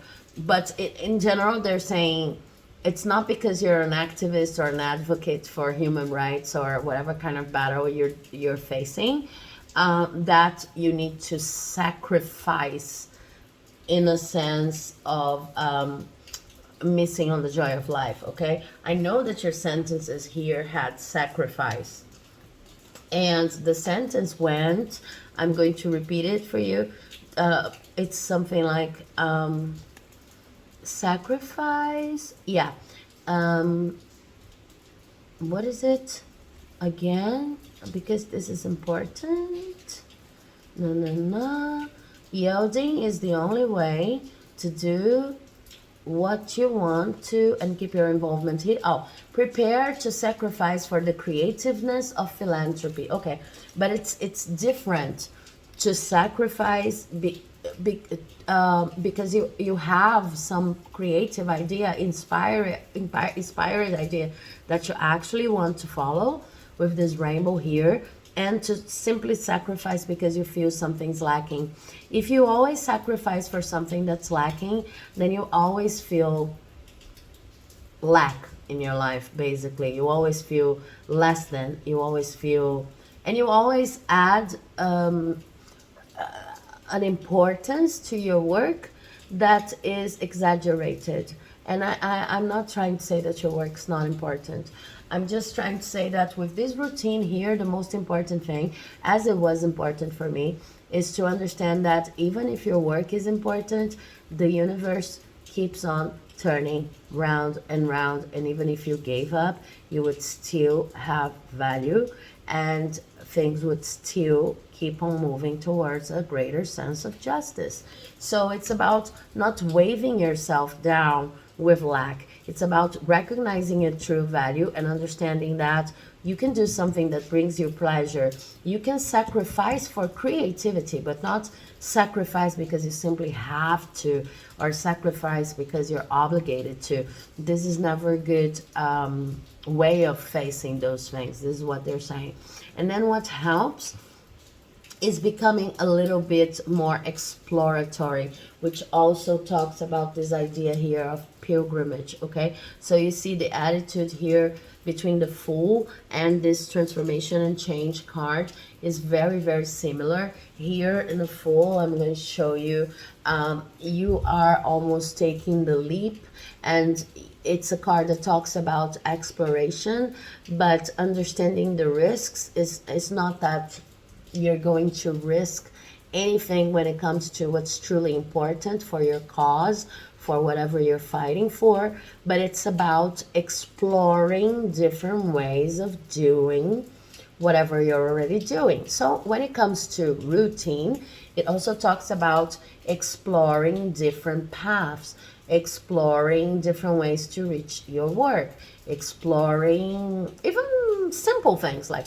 exploring different places to sit while you work, exploring books that you normally wouldn't read, and courses. There are so many courses for free out there nowadays on the internet, courses that you normally wouldn't do, so explore them. And exploring, adding to your routine patterns and things that you would normally not do. What hinders this process is sometimes, this is a very specific message, you see yourself as someone who does not want to face or to create. You understand it as creating conflict. You don't want to create conflict. You don't want, it's almost like you feel that if you change too much about your routine, if you decide to implement creative things, or to explore too much, or to go on these long walks and maybe spend a little bit more time by yourself and out of whatever project that you're working with, then you're going to be selfish and you're going to create conflict and people are going to start complaining. This is in reverse here. So it's like they're saying you need to allow yourself for this kind of time. Your superpower, as it shows up here, is understanding your place in this universe as you fight your battles.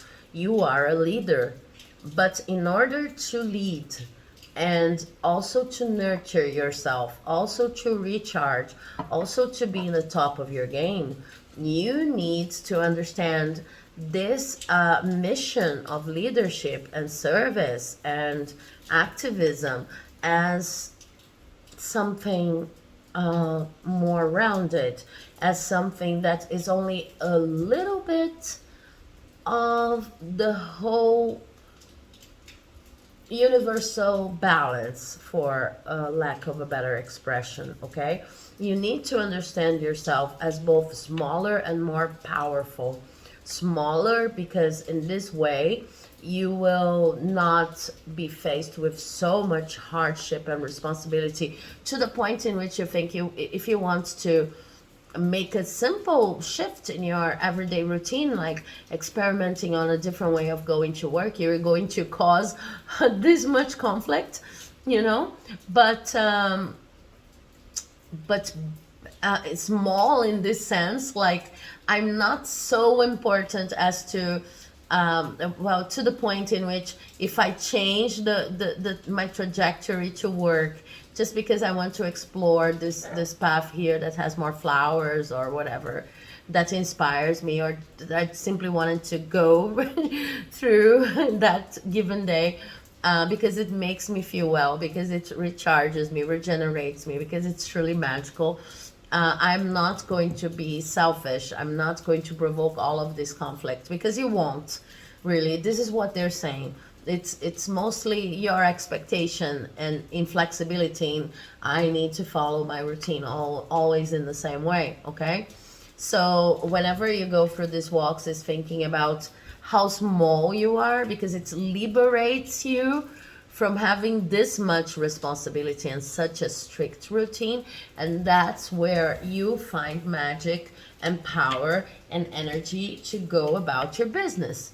They also say that, they also say that here you have, and this is very important, you have a lot of abundance. You are a very abundant person, you see.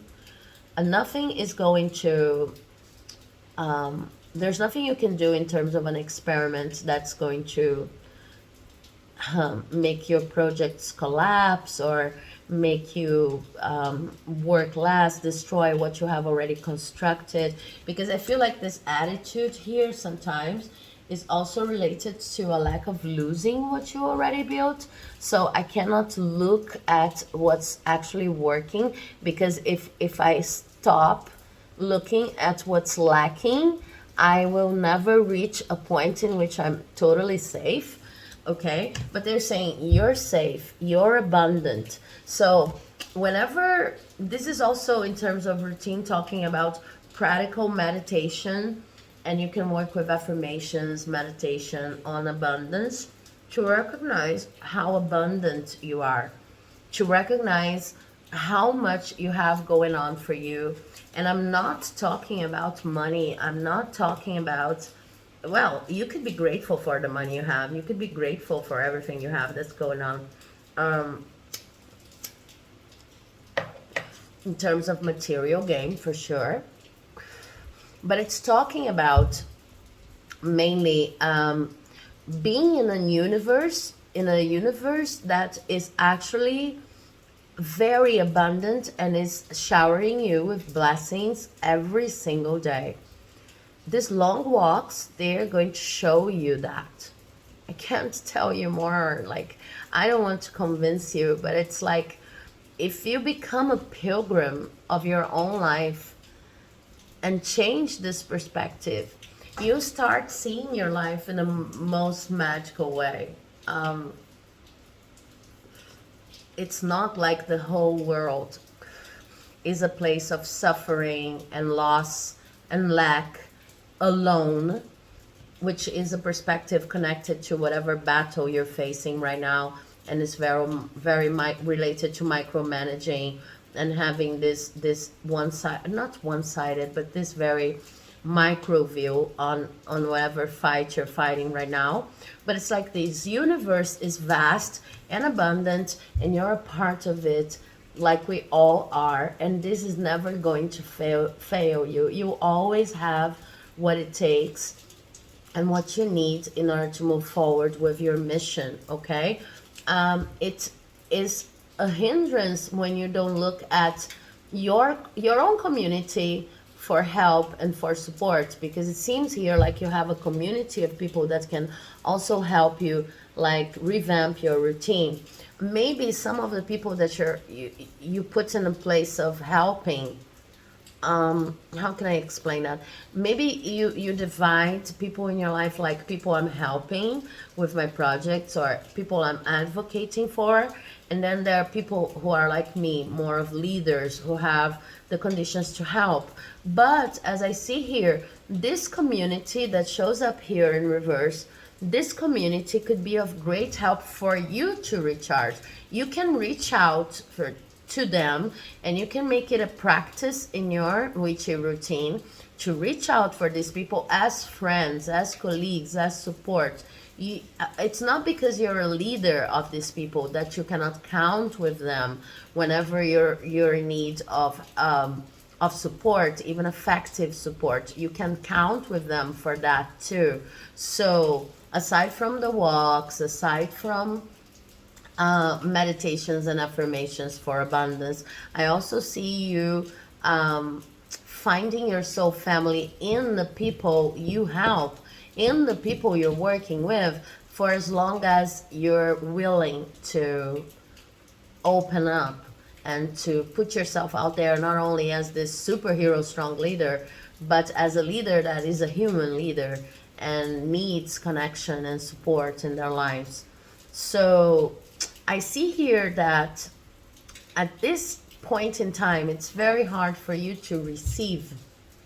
That's why the long walks may be of help, because when you're there in a long walk and you're trying to connect with nature and the true blessings of the universe, there's no one looking, right? And the only thing you need to do is being open to receive. Let me show you this upright. Being open to receive the gifts that the universe is giving us every single morning, every time the sun goes up, the sun rises, right? Every sunrise and every time the sun goes down, it's like a whole show that's that's being presented in front of us, and the animals on the streets and the plants and the whole nature and the cycles and the sky and so many things that maybe you're not observing a lot right now. They're pure magic. And right now I don't feel like you're opening up to receive.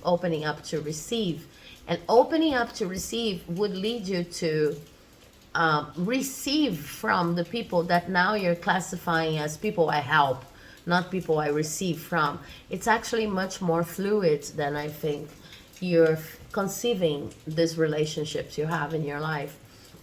So it's not about walking away whenever something is difficult because maybe you feel embarrassed of not being able to finish a project or things are too difficult. Okay, this card here showed up in a position of what could be a hindrance. So it's not about walking away. It's about staying and understanding that you don't have to be a superhero leader, and you don't have to know everything. You just have to understand that the energies are a bit more fluid, and there is a level of blockage in the way you receive things. You could be receiving much more. You have people around you and you have abundance around you that could actually be experienced as very, very fulfilling in the places and the projects that you're dedicating to. But in order to experience this rainbow here, you need to give yourself time to risk. And risk can start as a very simple, very basic risk, like taking a different path to work, like I said, or experimenting with a different aromatherapy, or experimenting with a different way of dressing, or going for these long walks, or working with affirmations, having a routine that's more conducive to receiving what's already out there and observing, okay? So basically the piece of advice I have for you here is Focusing less on achievement. Was in reverse. I'm going to show it to you upright. Focusing less on achievement when it comes to rethinking your routine, and more on what's already there, okay? Because it's kind of like you've reached the glass ceiling of some sort. There are a lot of blessings already around you, and you're facing a blockage on the receiving aspect of dealing with these blessings. It's hard for you to receive. So you need to, look, take up space. I can't invent these things, you guys. I didn't see this these cards before I don't see these cards before I interpret them here. You need to become, with this Emperor here, this leader that takes up space, that understands, okay, I am not the boss of the world. I don't have all the answers, but yes, I am a leader. I'm guiding people through processes of understanding fairness and bringing justice to the world. But I'm also not responsible for solving everybody's problems. And the world and the universe are blessing me with abundance, with loads of abundance, okay? Abundance is pouring over my head every single day, but I need to develop the skills to receive it. So maybe this is going to come through a routine in which I am more contemplative, but it involves exercise because I am a very active person. So maybe I'm going to wake up earlier to, you know, experiment the cycles of nature, to talk to animals. Maybe if you have an animal, this is going to be a very important companion in your day, or throughout your day, or through your healing journey. I am going to be more adventurous when it comes to trying to break some habits I have. Like, I always have to go through the same path. I always have to go through the same moves. I always have to sit on the same place. And I'm going to start little by little getting more open to receive the blessings that are already there. Your routine, your magic routine, is all about receiving, learning how to receive the blessings that are already there. This is a very, very specific message. So as I did for pile 1, I want to wrap up this witchy routine reading with a card from the Rebel deck. As you know, the Rebel deck is a rebel deck, and it has swear words, and it's very, very direct and kind of funny. So I hope you don't get offended. Let's see what message this... Oh, they have one here. It's a blue one. I am so sorry about that. I hope you have a sense of humor about that. See what they're saying? You Taira, can't say this word. And then they say, loosen the F up. Loosen the F up. Control freaks don't get laid. Just to wrap up this routine here, so, okay? So maybe for you, a routine that's actually going to help is an exploratory routine. You need at least, it doesn't have to be 1 hour, okay? But you need some time in the morning, at night, in which you are going on your pilgrimage. And you can collect rocks, as I did. You can simply observe the changes in nature. You can, but the idea is to see how small you are and how beautiful it is, and how being small is not at all saying that you're not powerful.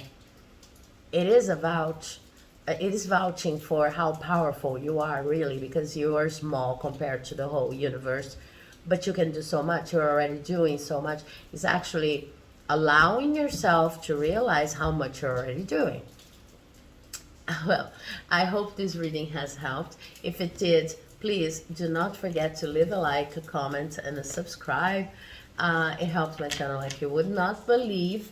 And, well, I see you in the next video. Please, if you feel drawn to, Comment on the comment section here down below if this reading has resonated with you or not. If you're already trying to implement changes in your routine like that, trying to be more of a pilgrim in your own life, because I would love to hear all about that. And have a happy Halloween. Thank you so much. Goodbye.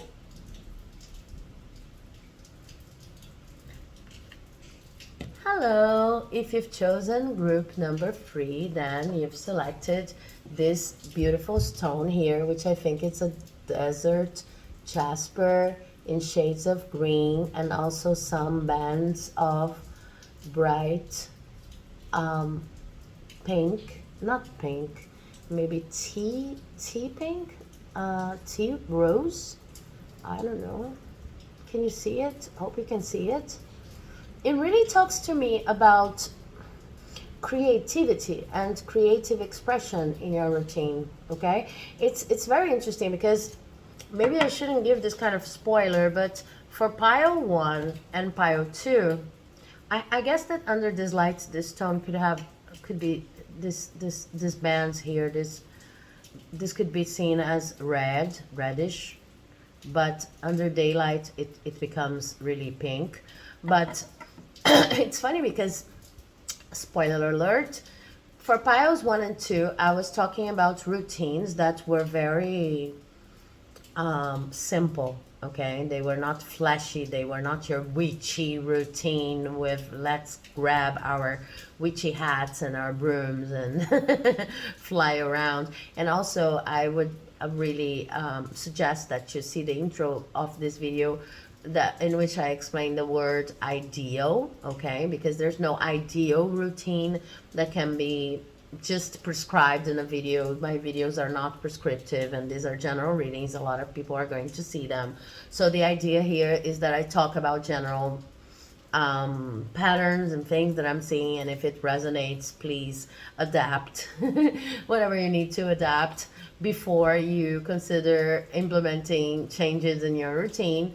So I think you know that, but it's nice to watch the introduction. And what I think is funny about this stone, because the stones, the crystals, are also giving me a lot of information on the readings, is that for the first 2 piles, I had very flashy, I don't know if this is a word, magical routines. Magical routines, witchy routines, can be really, really simple.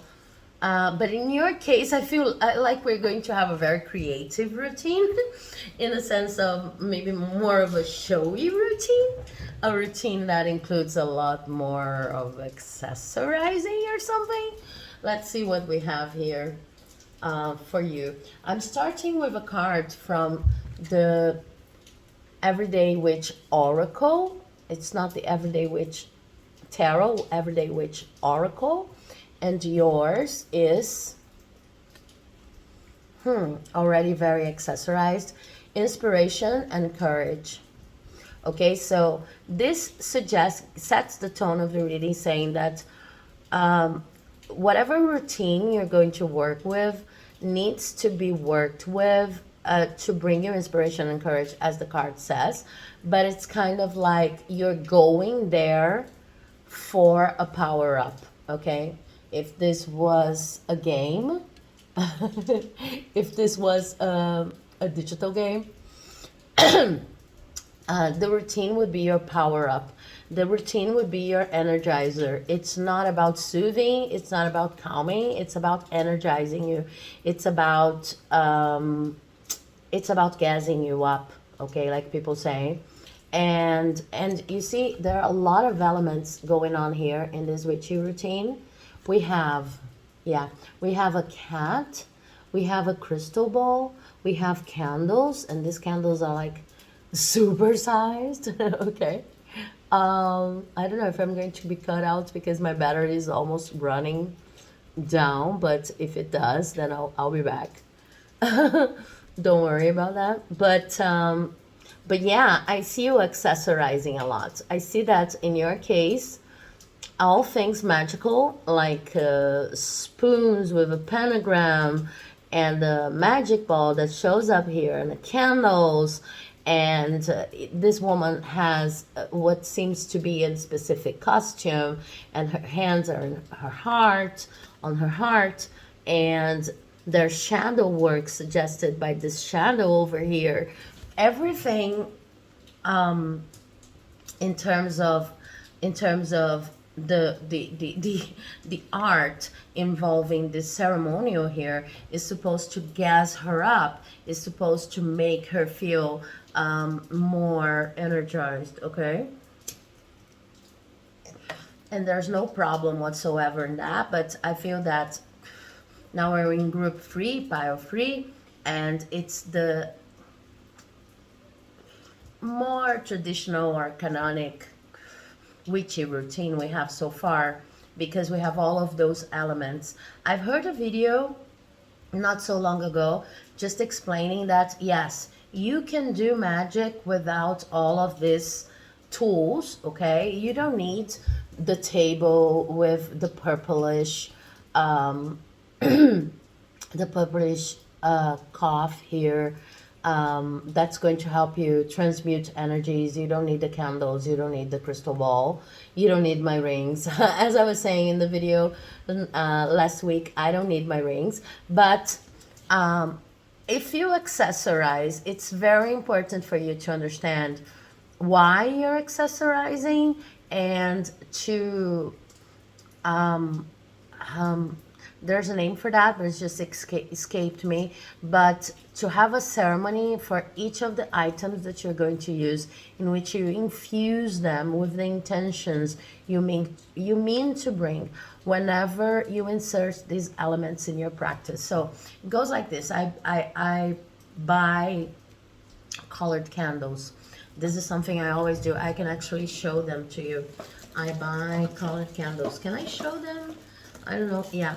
Because, yeah, I buy colored candles. Okay, these are my colored candles. And of course, they came in this plastic bag, and they're coming straight from a shop, okay, from the store. And whenever I get one of those to use, I need a moment to just hold them and focus my intention and understand with myself and with the candle, with the material I'm going to use, why is it that I'm choosing the pink one and not the green one, or the yellow one and not the blue one, and what are my intentions as I light the candle. Is not simply lighting the candle.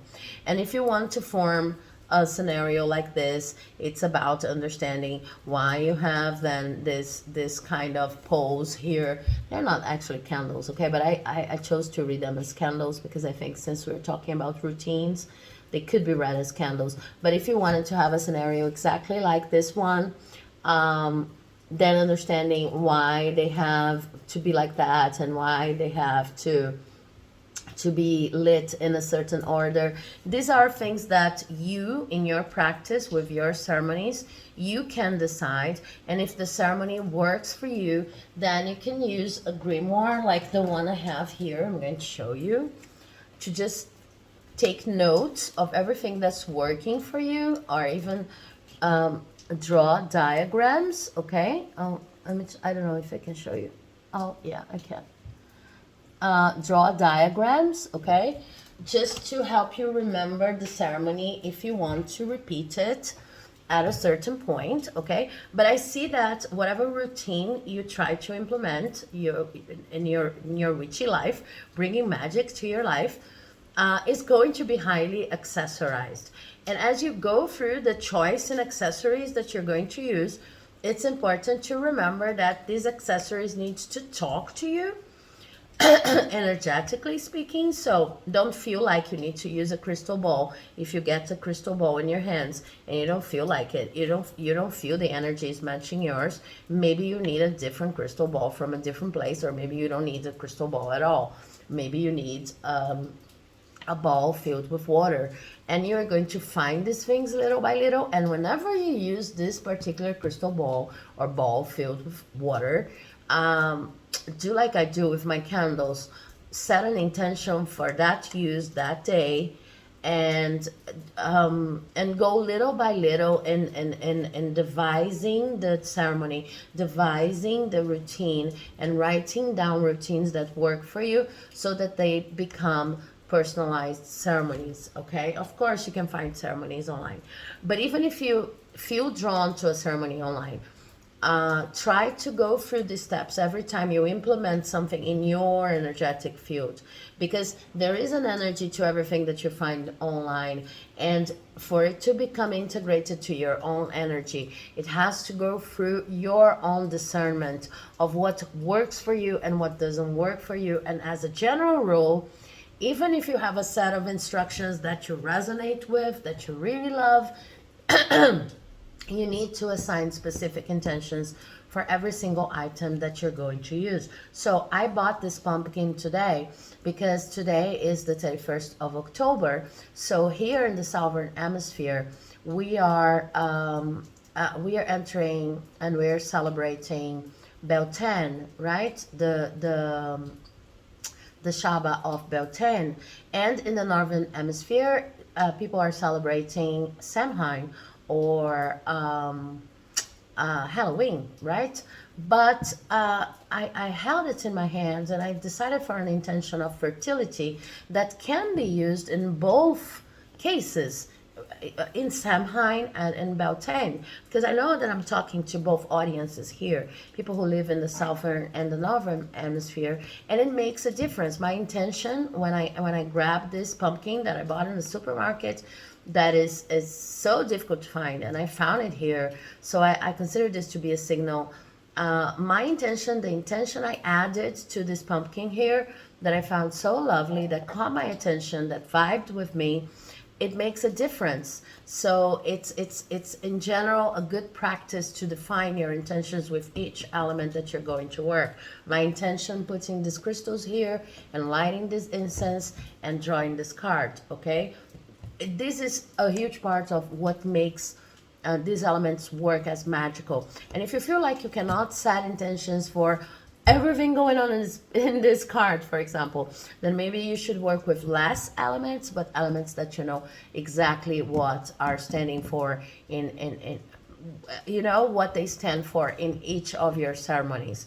You can use one candle, but you know exactly what this candle is doing there.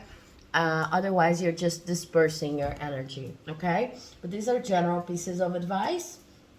And I have cards here for planets, a planet, a card for a sign, and a card for a house that are going to bring more energies into your routine game. And they form sentences. I'm going to read the sentences in a moment, but before that, I just want to read the energies of the houses, the cards, and the planets. The planet we have here for you is the sun. Okay, so with the sun, we are talking about leadership, about coming to your own authenticity. We are talking about your most authentic expression in the world. So it's a routine that talks about being able to see yourself in everything you bring to your practices. Everything that I was talking about becomes extra relevant with the sun here. Your sign card is Cancer, and with Cancer we have the moon. Sipping on some water here. So with Cancer, we are talking about intuition. Intuition also talks about being intuitive about the energies of the elements that you're bringing to your practice. And we have the 10th house, and the 10th house is talking about career, success, and status, okay?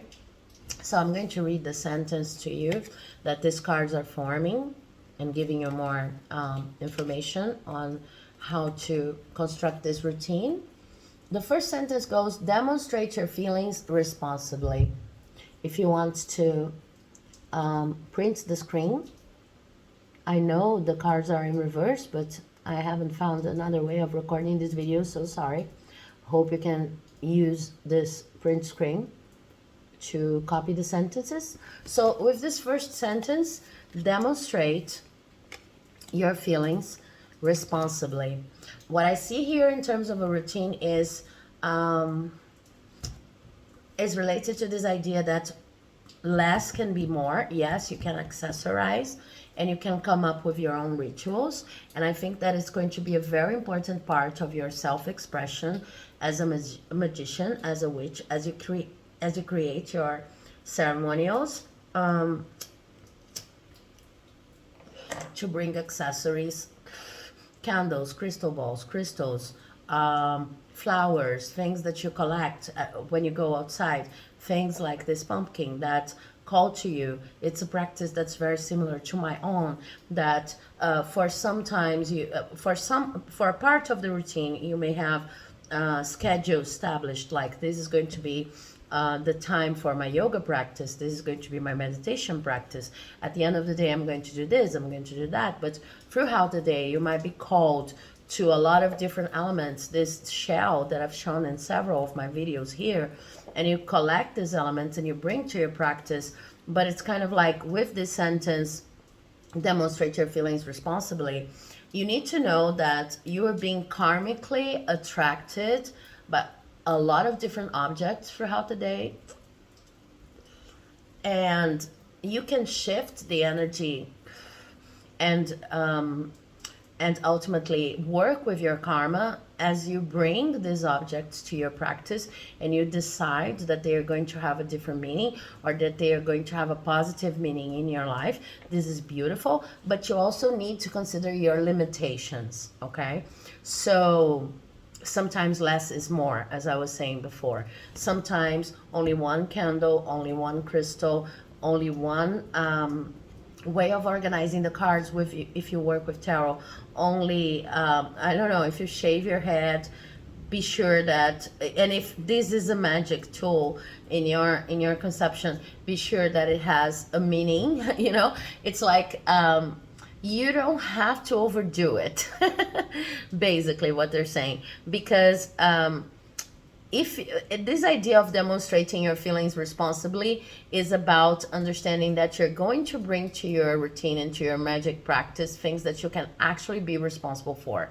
You're not just going to add everything and anything that you see online, no matter how beautiful, how informed, and how traditional these elements are, just because you read it, just because you studied it. If you don't feel strong enough, if you don't feel energized enough, or if you simply do not feel in tune with these elements to the point of bringing them to your practice, you don't have to bring them. Because in the end, like I said, you can do magic without all of these accessories, without any of these accessories, okay? The second sentence goes, realize attitudes from the past about success. Realize attitudes from the past about success. Yeah, so it's kind of like what you mostly need to be careful with when you conceive your rituals. And I feel like you can be very creative about your rituals. I think I've already said that, but if I didn't, then I'm saying it. I think that you can actually come up with most of your rituals, and this is not the issue here. But since you have specific notions of what success is and what success looks like, you may enter the vibe of wanting to grab all of the glittery objects. So I want to have it all. I want to have the witchy knife. I want to have the cauldron. I want to, because it looks so nice and it looks so it looks so witchy, you know. And there's no harm in that, harm specifically, but it's just that you need to become more and more responsible when it comes to the energies that you're going to bring to your practice, in the sense that if you're bringing an element, it's not because you simply think it's beautiful, but because there's an energy related to that you want to add to your practice for a certain given reason, okay? It's something like that. You need to understand the meaning and the participation each element has in your practice, okay? This is very important for you. The third sentence goes, act like a leader, use your intuition, and become a person of power and status. Yeah, precisely. Sometimes you may think like, copying, quote unquote, is a way of becoming a person of power and status, because you have these ideas of what success is, or of what a successful witchy routine is. And so if you copy, then you may feel more empowered. But it's like they're saying, the less you copy, the more empowered you feel. The more you create based on the energy you feel these elements are giving you, the more you create and the less you copy. It's different coming here and getting inspired and then making it work for yourself, creating your own thing, and simply copying everything that you see that I'm talking about here without considering the energy of each object. This is what they're talking about. I hope I'm making myself clear, okay? You're only going to become a person of power and status and be recognized if you recognize your own ability to assess, to address, to understand the energy of each object to bring to your practice, no matter what your practice is. And I have more information on that.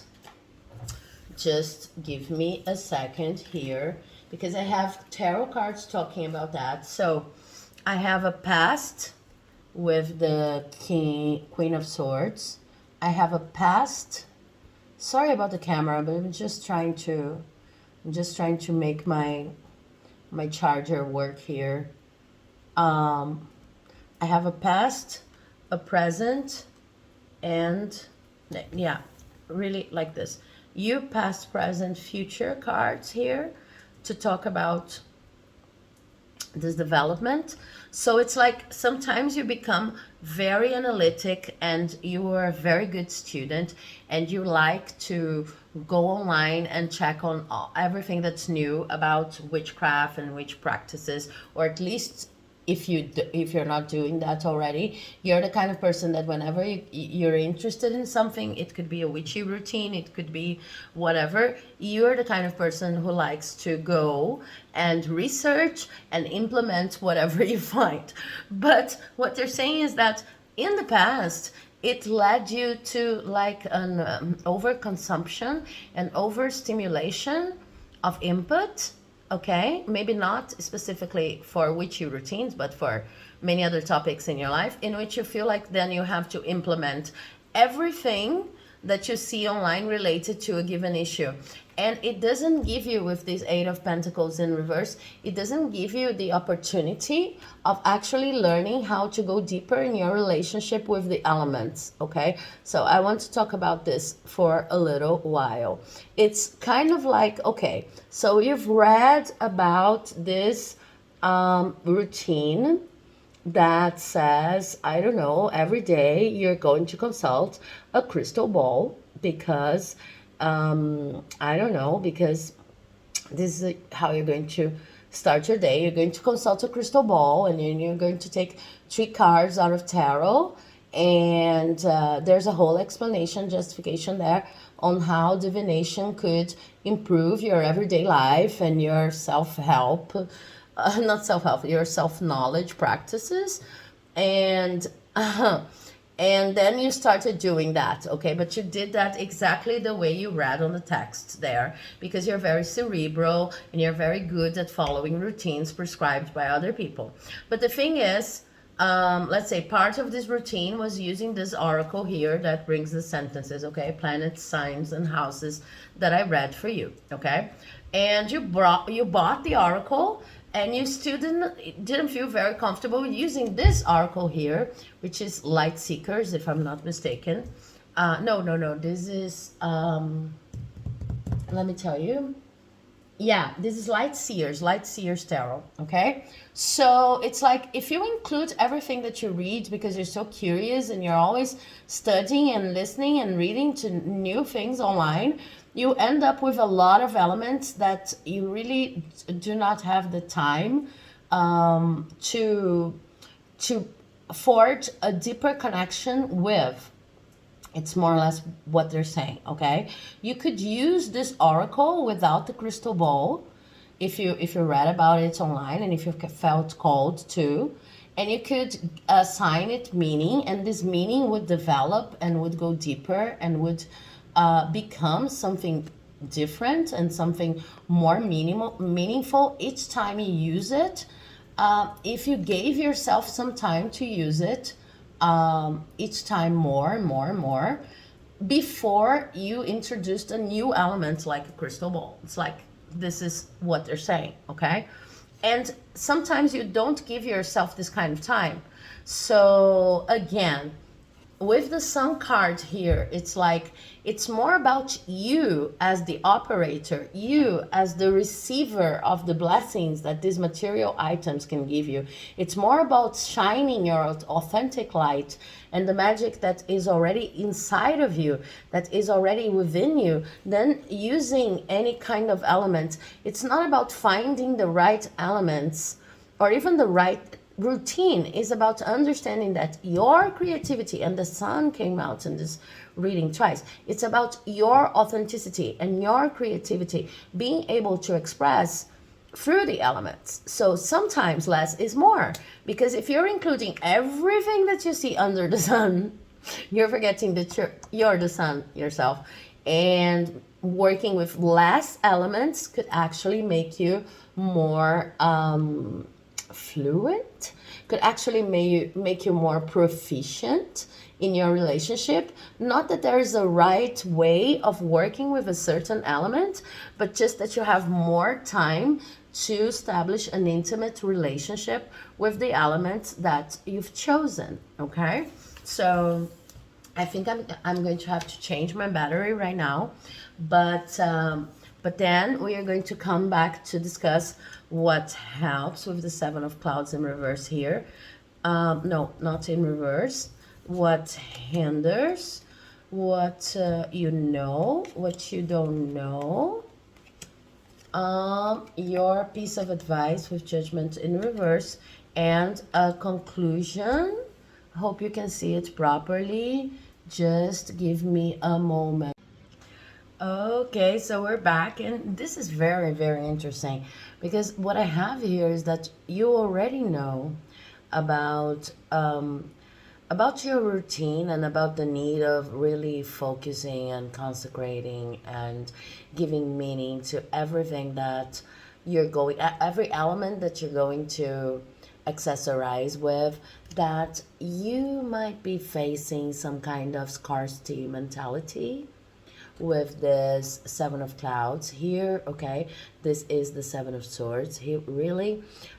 It's kind of like you might come across some thoughts of maybe I'm not good enough, maybe there are other people out there who know more than I do, maybe I should learn more before I practice. And this is all very positive, but the thing is, when it starts becoming a way of you doubting your own intuition and doubting what you already know in the deep of your heart, okay, to your core, that is useful for you and that has meaning for you, then it becomes a little bit too much and you become a little overwhelmed, even with the risks that associating elements with your practice might bring.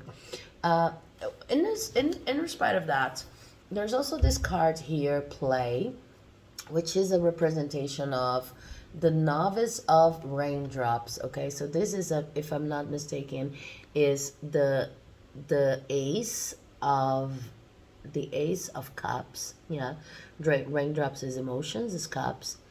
And it brings with this play here, and it's in a position of what you don't know.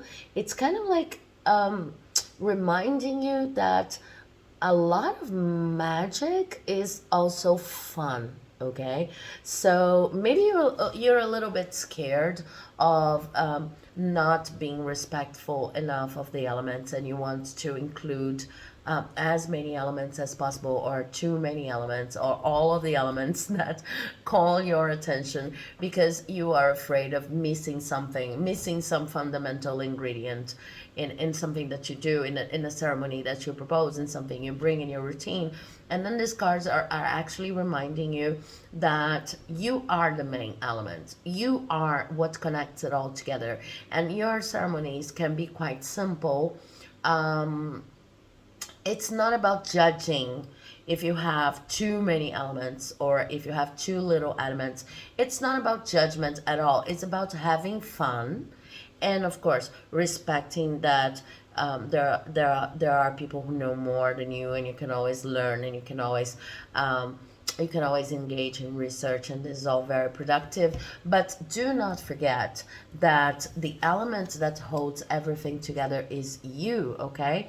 Because if whatever you do follows the step-by-step proposed by any other magician, and this is a serious magician, is someone who studied, and you are a very dedicated student, a very dedicated to this mentor, but you still feel like you're lacking in something, then this spell, this ritual, this ceremony, this routine is not going to work for you, because the element of enjoyment, the element of feeling like this practice is actually healing for you, this practice is actually fun, is going to be missing, okay? What they're saying here, and I'm called to mention the 3 rules of abundance that are to be found in the Kybalion, which is an ancient spiritual book. In the Kybalion, we have 3 rules of thumb for abundance, which go like this.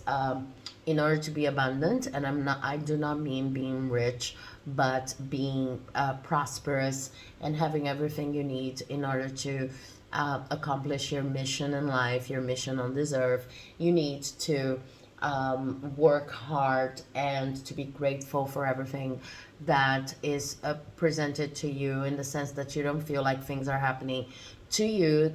You understand that they are happening for you, even if they're hard. But also there's a 3rd element, so working hard and being grateful, and the 3rd element would be enjoying what to do, enjoying what you do.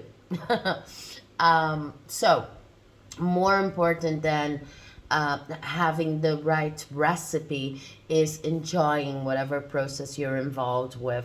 And the lack of enjoyment may be in the root cause of this scarcity mentality. Like there's always missing, you feel like there's always something missing, and you need to look for more information, more elements, and more material substitutes for this faith and this clarity that shows up here too, that you need to have as a magician to propose your ceremonies and your rituals, okay? Because with these 2 cards here, what I see is sometimes when you feel defeated, first of all, sometimes we are going to feel defeated in our practices, and it's very important to develop a sense of humor on that. It's just like what people talk about when they talk about intimate relationships between 2 people who know each other. It doesn't have to be for a long time, but there are going to be moments in which people sneeze. You're there you're trying to be intimate with someone, and then you sneeze, and then you have any other kind of physiological problem, and it's embarrassing, but then it's important for you to laugh about it. Otherwise, you won't be able to establish through intimate relationships, connections with other people. And with your elements, with the materials you choose to incorporate your practice, be them crystals, be them incense, whatever, you're also trying to develop an intimate relationship. For this relationship to be truly intimate, you need to think a little bit less about how the ceremony, the ritual, the spell is going to look externally, from an external point of view, and more about how it feels within you, if it feels aligned within you, right? What your intuition is telling you regarding the use of this or that object, and regarding the order, and what words you're going to say, and what you're going to actually introduce in your practice, okay? We're going to feel defeated in the sense that, okay, this combination didn't work, this time of day didn't work, maybe I'm through experiments finding out that, just drinking some water here, through experiments I'm finding out that I'm a night witch, I'm a day witch, or maybe I work better in the afternoons, I'm a kitchen witch, whatever. But, and then while I'm finding this, I'm going to feel defeated from time to time. And then it's the moment in which I should play and laugh and understand that I do not need to take things so seriously. Of course, I'm respectful. Of course, I'm studying. Of course, I'm listening to videos like this one, and videos that are even more in depth than this one. But it's not like it's not I'm so concerned with an actual the actual aesthetics of it all, to a point in which I cannot improvise and I cannot restart, because once you reach this level of clarity regarding you being the center of your own practice, then all of the elements you choose to compose it are actually going to start helping you, instead of being used as sources of insecurity. Okay, this is what I'm hearing. And with your advice card here, which is judgment in reverse, here represented by reckoning in reverse, right? So with this card of advice here, what I have is a need for you to understand that this is a part of your calling. Maybe for some of you it is hard due to some kind of background issue, maybe coming from childhood, you were brought in a different a different religious background. You were exposed to religious practices that would judge and be biased against witchcraft and ceremonies like the ones you're trying to implement. Maybe there's a part of you that still does not accept that you're really in tune and really playful and expressive when it comes to exercising your craft, okay? So this part inside of you may be judging whatever you do too harshly and preventing you from having fun with what you're doing, okay? So it would be interesting, as I see here, to analyze up to which point trauma from the past or expectations from the past might be influencing your ability to experiment with your rituals, with your everyday practices. Because for what I see here, you're a very creative person. You're totally capable with the Queen of Swords that showed up previously in your reading, to making your own decisions and to understanding what's useful, what's not useful. But sometimes you have this lack of communication with your own intuition when it comes to how to use the elements. And it's not all about searching for information, okay? So if you want to add a wand, for example, to your practice, is not about only reading on the usage of wands, because at the end of the day, if you're a chaos magician, or if you're a kitchen witch, or if you're more of an oraculist or whatever, each of these classifications and traditions, etc., is going to have a different way of working with wands or not working with wands. But if you feel called to work with wands, first there's an intimate connection and exploration process that needs to go on, so that you know how to use them, okay? How to even accept using them. And then everything that you read and everything that you learn needs to be filtered through that. You are the channel.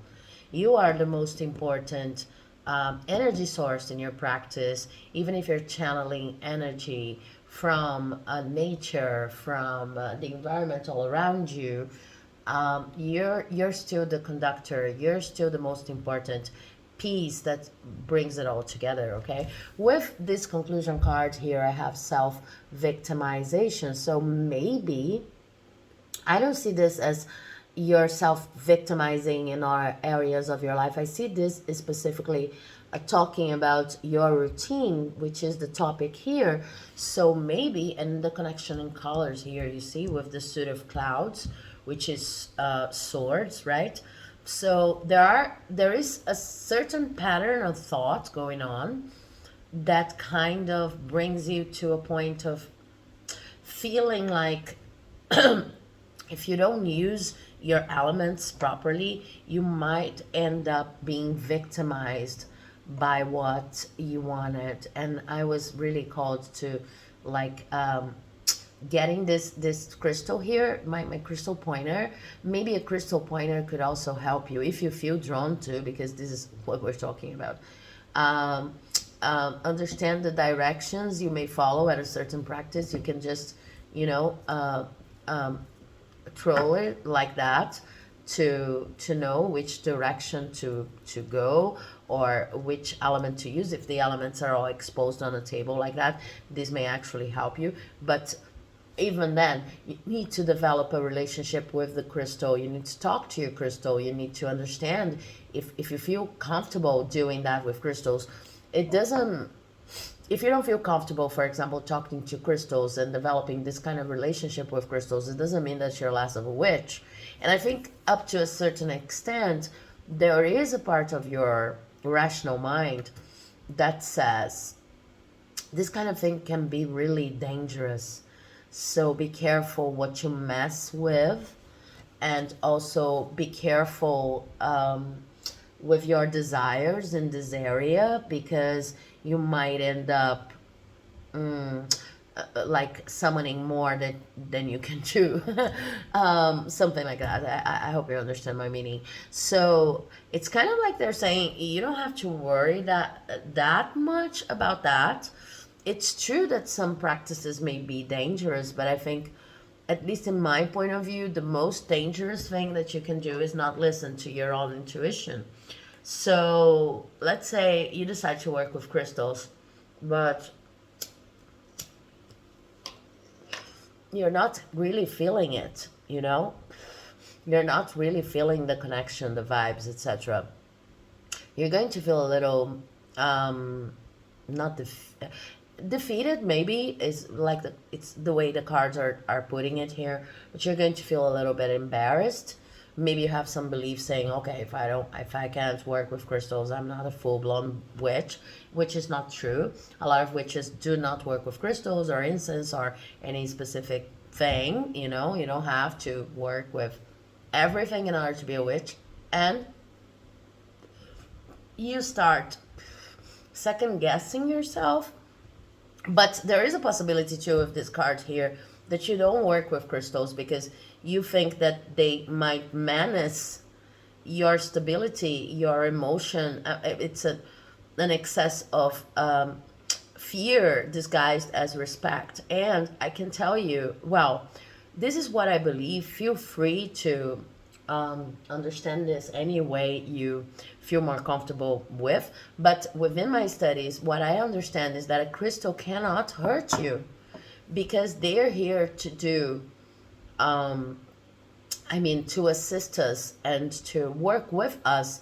So if someone wants to give a plain example, if someone wants to use this piece of crystal to do black magic, for example, which is something that I really, I'm really careful when I mention something like that, because I think that a lot of what we understand as black magic is in the end a poor understanding of how positive and negative energies in the universe, in the human universe, material world really work. But let's say that a person really has an intention of using this piece of crystal to do something harmful.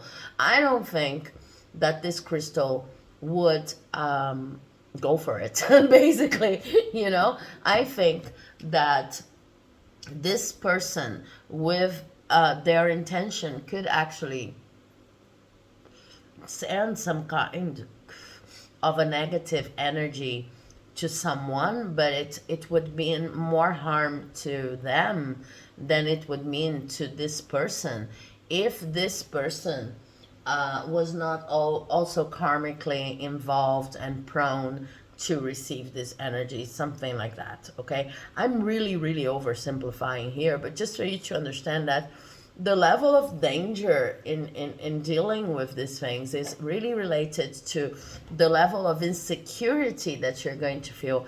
So whenever you work to strengthen your core, you are working for the safety of your own practice. This is what I'm trying to say and what they're trying to say here. Okay? So I see you working with several elements, and you need to give yourself the time to experiment with these multiple elements so that you develop intimate relationships with them. And it really doesn't matter in your case if you're going to do these practices in the morning, if you're going to do these practices at night, if you're going to do these practices throughout the day. I see a dynamics going on here that's much more fluid than maybe for the other groups that I've done so far. Okay, we still have pile 4 to go through, but because I see an intention and maybe a need for you to go that extra mile to turn your whole life, your whole day dynamics into a more magical thing. It's not only about finding a routine for your morning or a routine for when you go to sleep. It's about turning your whole routine into a process of becoming a full-blown magician and admitting that this is a possibility, and that it's not necessarily going against any belief that you may have been raised with. Okay, and finding a way to deal with your fears regarding this question. Now, I've been working with the Rebel deck for messages, final messages. I don't know if you know this deck, but this deck's very, very to the point, and sometimes a little naughty. Naughty in the sense of using swear words, and I hope you don't get offended. But it is very practical, so I really wanted to see what it's going to say, since we're talking about routines, and routines are very practical. So the first thing that they're saying is step away from the crazy making. Step away from the crazy making diet. I'm going to read it. For a hot second, kale and spirulina taste like... Very bad word I can't say right now here on YouTube. Okay? If I don't want to get demonetized. I'm not even monetized. So, spirulina. Kale and spirulina taste like nothing very good. So, and eat some yummy things. Bacon, chocolate, beer, get some. I don't like beer, but whatever you like, you understand their meaning. So it's something like, I don't understand this as only relating to food, but I understand this as a strict, as directly related to the play thing. Play with things that are actually enjoyable for you. Don't be so serious as to believe that you do not have the right to have pleasure with your practice. Understand that you can trust yourself to make safe decisions, to experiment, and to work your power through the elements that you add to your practice. The other card says some good thing, some good stuff is about to happen. And it says don't let your issues F it up. So what does it mean? If you keep on experimenting with this kind of ludic and playful and pleasurable practice, you're going to have some very positive shifts and synchronicities come into your life, and you're going to feel more and more empowered by your own practice. But it means going all in. It means accepting that this is the path you want to take. It means going all in. It means experimenting with each of the elements you want to bring to your practice. It means maybe talking to crystals and feeling a little bit silly, and then maybe realizing it's not for you, or testing it some more and realizing it is actually for you, and renegotiating some beliefs you may have from childhood. It is a wonderful path for you to follow. This is what they're saying. But just discipline is not the way. basically it's the last message I have here. And I hope you have enjoyed the reading, and this reading has helped you get inspired to develop your routine, your witchy routine.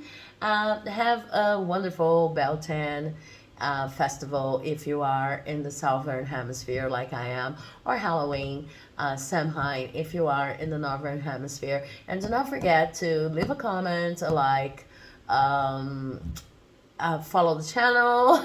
You know the drill. I've forgotten myself, because it helps me distribute these videos to more people. Okay, so blessed be, love and light. I'm moving on to the reading for pile number 4. Okay, so if you have chosen pile number 4 with this beautiful citrine here, in the introduction I forgot the name of this crystal. This is actually a citrine with a little bit of a cluster in white quartz here, clear quartz. Okay, it's very, very beautiful. This citrine is amazing because we're talking about your routine, and all of the crystals so far are giving me something about how this routine is going to be like, and what are the main topics we're going to discuss. And this citrine, I normally use it, of course, to work with abundance issues whenever I'm feeling a little bit into a lack mentality. Maybe there's something in pile number 3 for you. I normally do not say that, but in this case it might be true. But more importantly than that, this citrine is a crystal I work with regarding abundance issues. But you see, it's very small, and it is clustered with a bit of white clear quartz. So there's a double influence here. I feel like your routine needs to be grounded into very concrete steps. It is, we are talking about a witchy routine here, but it will sometimes resemble just your everyday healthy routine. I mean, self-discovery routine, healthy routine, considering all aspects of health, psychological health, emotional health, physical health. And the magic comes in understanding synchronicities and understanding how the universe is talking to you, and it's saying yes and no to your attempts to co-construct with it. It's different because every single routine we talked about here today is different, and the first 2 ones, I'm giving a spoiler alert, just keep some seconds if you don't want to hear it because you want to choose more piles.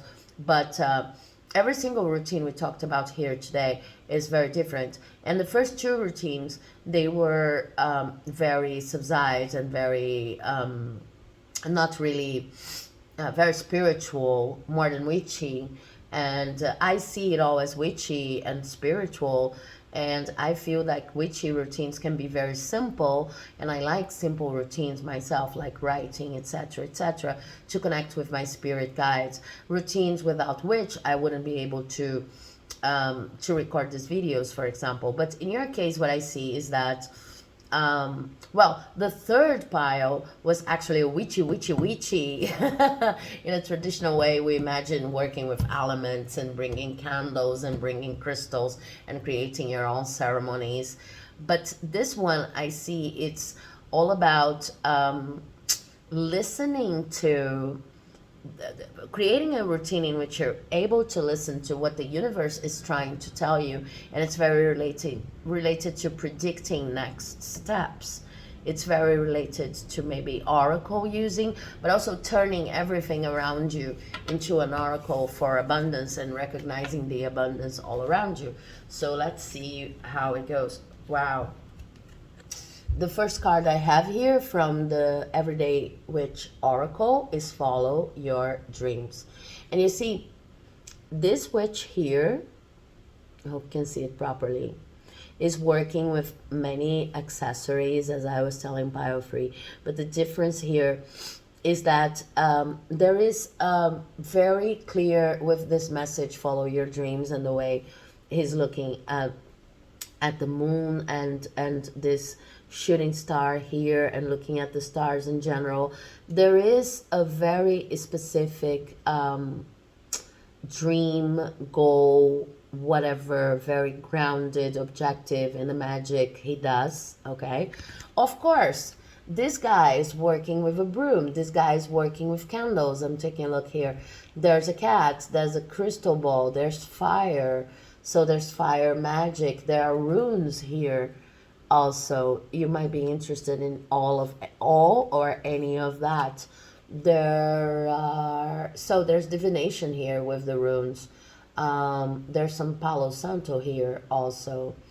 But this guy has an objective, and it's trying to co-create it with the universe. So this person here is very, very determined, is very focused on achieving some kind of goal. What I see here is that your intentions, your overall intentions are very important for your magic. And you might say, but it's important for everyone else's magic. Yeah, that's true. But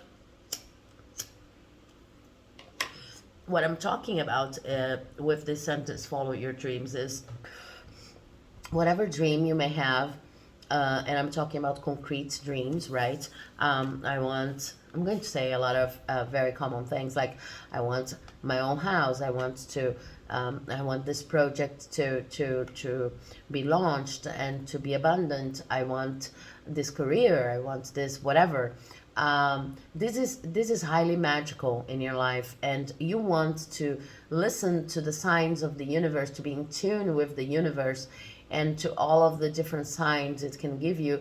And whatever you use, be it runes or candles or Palo Santo or a cat, a companion, a familiar, these are all going to be used in the sense of building something in the world. That's very concrete, because you seem to be like a very practical material witch, okay? So this is very beautiful. It's a beautiful journey. And it's all about listening. It's all about learning how to listen. All of these tools you have around this person here, they are meant to give him a focus to, and I'm saying him because it's a male figure here, but they are meant to give you focus so that you can follow your dreams. Of course, dream magic may also be important to you. So paying attention to your dreams, having a dream journal, waking up and trying to remember what you dreamt about, what your dreams were talking about, might be important to you too. And you might find interesting messages there. But let's see what we have in terms of tarot cards for you. No, before the tarot cards, I have influences from planets, and your planet is Saturn. Well, very interesting. And then we have, as a sign, we have Pisces. So if you're a Pisces, or if you have Pisces in your chart, this may be extra confirmation that this reading has messages for you. And I have the 8th house, which talks about personal power and the mysteries of life. And it's very in tune with this idea of listening to the universe and co-creating with the universe. This oracle actually forms sentences. I'm going to read the sentences to you. Because I know that here they're showing in reverse to you. I'm going to show them to you. But before that, I want to talk a little bit about the influences that I see here with Saturn.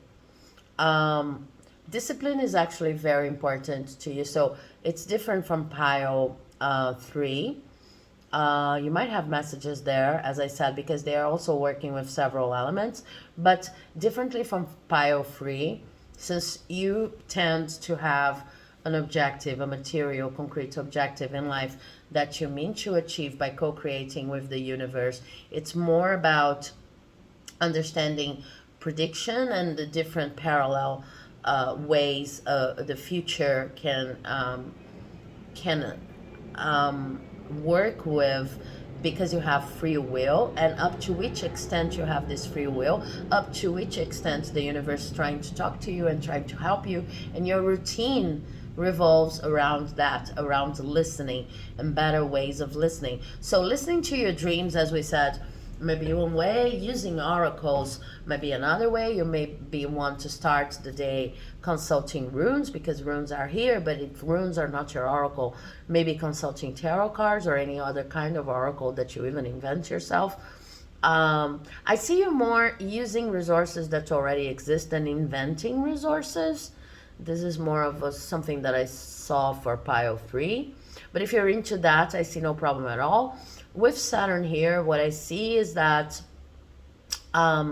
it's there's a card from the Monology deck that talks about mixing, not balancing spirituality and practicality. So I see that your lessons and your listening to the universe, they come as much from the concrete experiences you have in the world and the moments that you consider to be more magical, quote unquote, because magic is everywhere in life, in which you're going to consult your oracles or light a candle or, look at a crystal ball or things like that. Go about your ceremonies. But there's going to be always a mix between practical and spiritual in the sense, and you're highly in tune with the mysteries of life, so you're perfectly capable of bringing higher knowledge or a higher point of view to the very mundane and common situations of everyday life when it comes to learning your lessons. And you've probably been learning some hard lessons with this kind of stern father figure that Saturn brings to your reading. But discipline is very important for you. So in terms of a routine, I see that from all the piles here, you would be the one in need of timing, of a schedule that is more or less I don't like the word rigid, but that is established and written and followed, okay? So I'm going to wake up at 6 in the morning, I'm going to consult my runes, then I'm going to do something physical, some kind of exercise, yoga practice. I always mention yoga practice because it's there, it's in the Vedas, it's a huge spiritual practice, and it's very complete for the whole body. And there are adaptations for all kinds of levels of bodies and physical difficulties, constraints that you might be facing. Some of you might be facing right now. So it's like, I'm going to wake up at 6, and then I'm going to consult with my runes, and then I'm going to do yoga. You can change the order, but I see you in need of some discipline and a disciplined routine, okay? Because since you have this goal, and this goal, it could be more than one goal, okay? But since I see you as a group who always have a goal that's very material, that's very practical and results in mind, very practical, material results in mind. This level of discipline in a spiritual witchy routine, it's what's going to bring you to a grounding level that allows you not to get too mixed or involved in the materiality of your dreams. So yeah, 6 o'clock, this is what I see. 6 o'clock, I wake up, and then I salute the sun with yoga, and then I consult my runes, and then I write a little bit, and then I review whatever I've been studying, and then I don't know, maybe you want to check on your dream journal just after you woke up, and you have kind of a schedule going on for your mornings and for the time you go to bed, and you have to negotiate if you have a partner in your life, people living with you, and this kind of constance and repetition, that's actually the responsible for it doesn't matter the kind of routine, it's what's responsible for us kind of feeling like things are gaining momentum for you is even more important, because otherwise you're going to be lost in your ideas, in your dreams, and not necessarily being able to manifest as fast and as easily as other people would. Okay, so I feel that discipline is very important for you. And then with Pisces here, I also feel like, and I have dreams here again, your dreams, they always involve helping other people. This is kind of a double-edged sword, because helping other people, this expression alone, it's kind of, it can be understood as something that keeps you hostage of whether other people wanted to be helped or even needed help, and your view, your vision on how you can help them and how you're going to negotiate that. Okay, so it's even more important that you have some kind of practice that it's independent of the goal itself. It's helping the goals that you have, but it's independent of them goals themselves, because this is going to ground you. You're trying to do something that's big, something that's huge with Pisces here, something that helps other people directly or indirectly, and it's important that you have some time for yourself. Sometime that is, you know, scheduled. Otherwise, you may get lost in your practice. And with the eighth house here, it will also be important for you to use other people's resources. So in terms of a routine, I think it would be important from time to time, if you're into witchcraft, like traditional witchcraft, to be in touch with a coven, with witchcraft congresses or festivals or events, or maybe to celebrate the Shabbats together with other witches, or if it's any other kind of spiritual, magical practice, to be with people, to share your experience with people. I'm not saying that you should become less of a loner if this is what you're into. I'm just saying that contact with other people and with other people resources. Just remember that resources here are other people's energies, other people's affect, other people's contribution in your life. Just because they're simply there and you're exchanging energy, other people are important in your practice. Okay, so let me read the sentence to you and show it to you. The first sentence says, be realistic about your dreams as a life or death issue. Yeah. Be realistic about your dreams as a life and death issue. If you want to print the screen, I know it is in reverse. I think it is in reverse, showing reverse for you. I don't know how to solve this problem. If you do know, I have to use the front camera of my cell phone. So if you can help me with that. But be realistic about your dreams like a life and death issue. This is very important. Is, as I said, with this idea that you can communicate with the universe and listen to the signs, etc.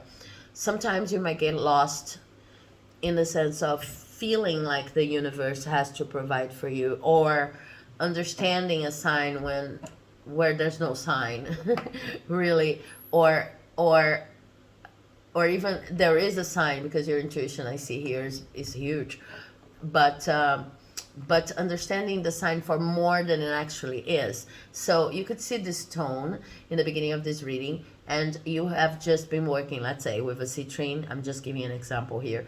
And say, oh, this reading is reading for me. So it means that everything that Sabine says in this reading is going to apply for me, and I don't have to criticize it.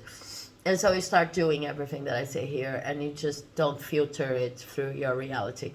And this can become really negative because you are the person who knows you're dreaming. You're the person who really understands what should be done and what shouldn't be done. And then after, you can become resentful when whatever you've seen in this reading did not give you the results that you expected. But then you forget that you didn't filter it, you didn't adapt it to your situation, something like that. So I see this happening to you a lot of times, right? I see this pumpkin here, and this pumpkin talks about prosperity. This is how I have contemplated it in my practices today, as I celebrate Beltane here in the southern hemisphere in Brazil. So you see this energy, you receive this energy, and you think, oh, this is an indication of prosperity. And you're right, this is how I've configured it here. But then you start, extrapolating on the notion that tomorrow you're going to earn this amount of money that you're expecting because you saw this pumpkin, and it's too much because you know that you didn't you didn't work your way through this abundance. You know that you should have sent an email, or you should have talked to someone before this money came, or something like that. And then you see this pumpkin and you read it as prosperity, and you just believe that everything is going to be solved magically. This is not how magic works. Magic works through clear intention, hard work, liking what you do, and through a mix, as I was saying, mentioning the monology deck card, a mix of spirituality and practicality. So when they say, be realistic about your dreams as a life and death issue, they are talking about the need to be very disciplined with your routine, to understand that, yes, you have to do what it takes to manifest your dreams in practical terms too.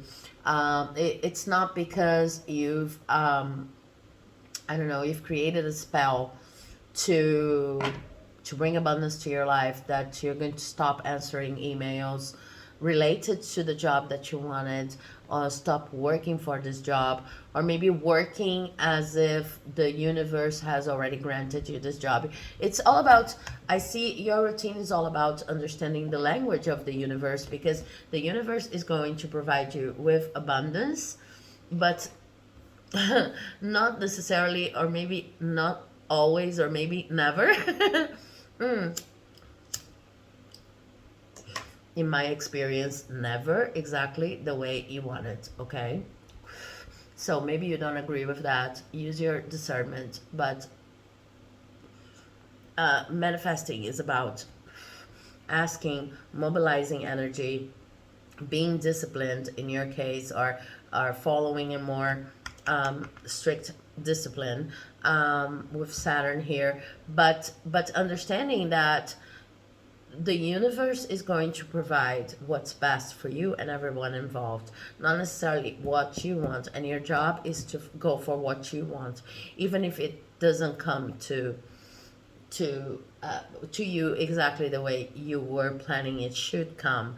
And when they say be realistic about your dreams as a life or death issue, it's about understanding the rules of the material world and being able to work with this mix of spirituality and practicality. The second sentence goes, be concerned about your idealization of getting and using power. So power is one of the most problematic concepts when we talk about magic, because a lot of people, they want to have a witchy routine or enter a magical practice because they want to have more power. And the only true power we have, in my view of spirituality, is power over ourselves and our emotions. It's about becoming aware and raising our levels of consciousness regarding how we function, how we are, our own emotions and our own contributions. So this sentence is suggesting that you somehow idealize what having power means, and this could go a lot of ways, but I'm going to cite two. This could go, you believe that having power could make your dreams come true in the shape and form that you actually want at the time that you want, and this is not true, okay? The universe will do whatever is best for you and everyone else involved, as we said before. And also it could be another idealization in the sense of you idealize that once you understand the workings of magic, you're going to feel so good about yourself and so powerful that you never suffer again. And there's a law from the Kybalion. I've been quoting the Kybalion, which is an ancient book that you can look for. You can look for it online. You can find online.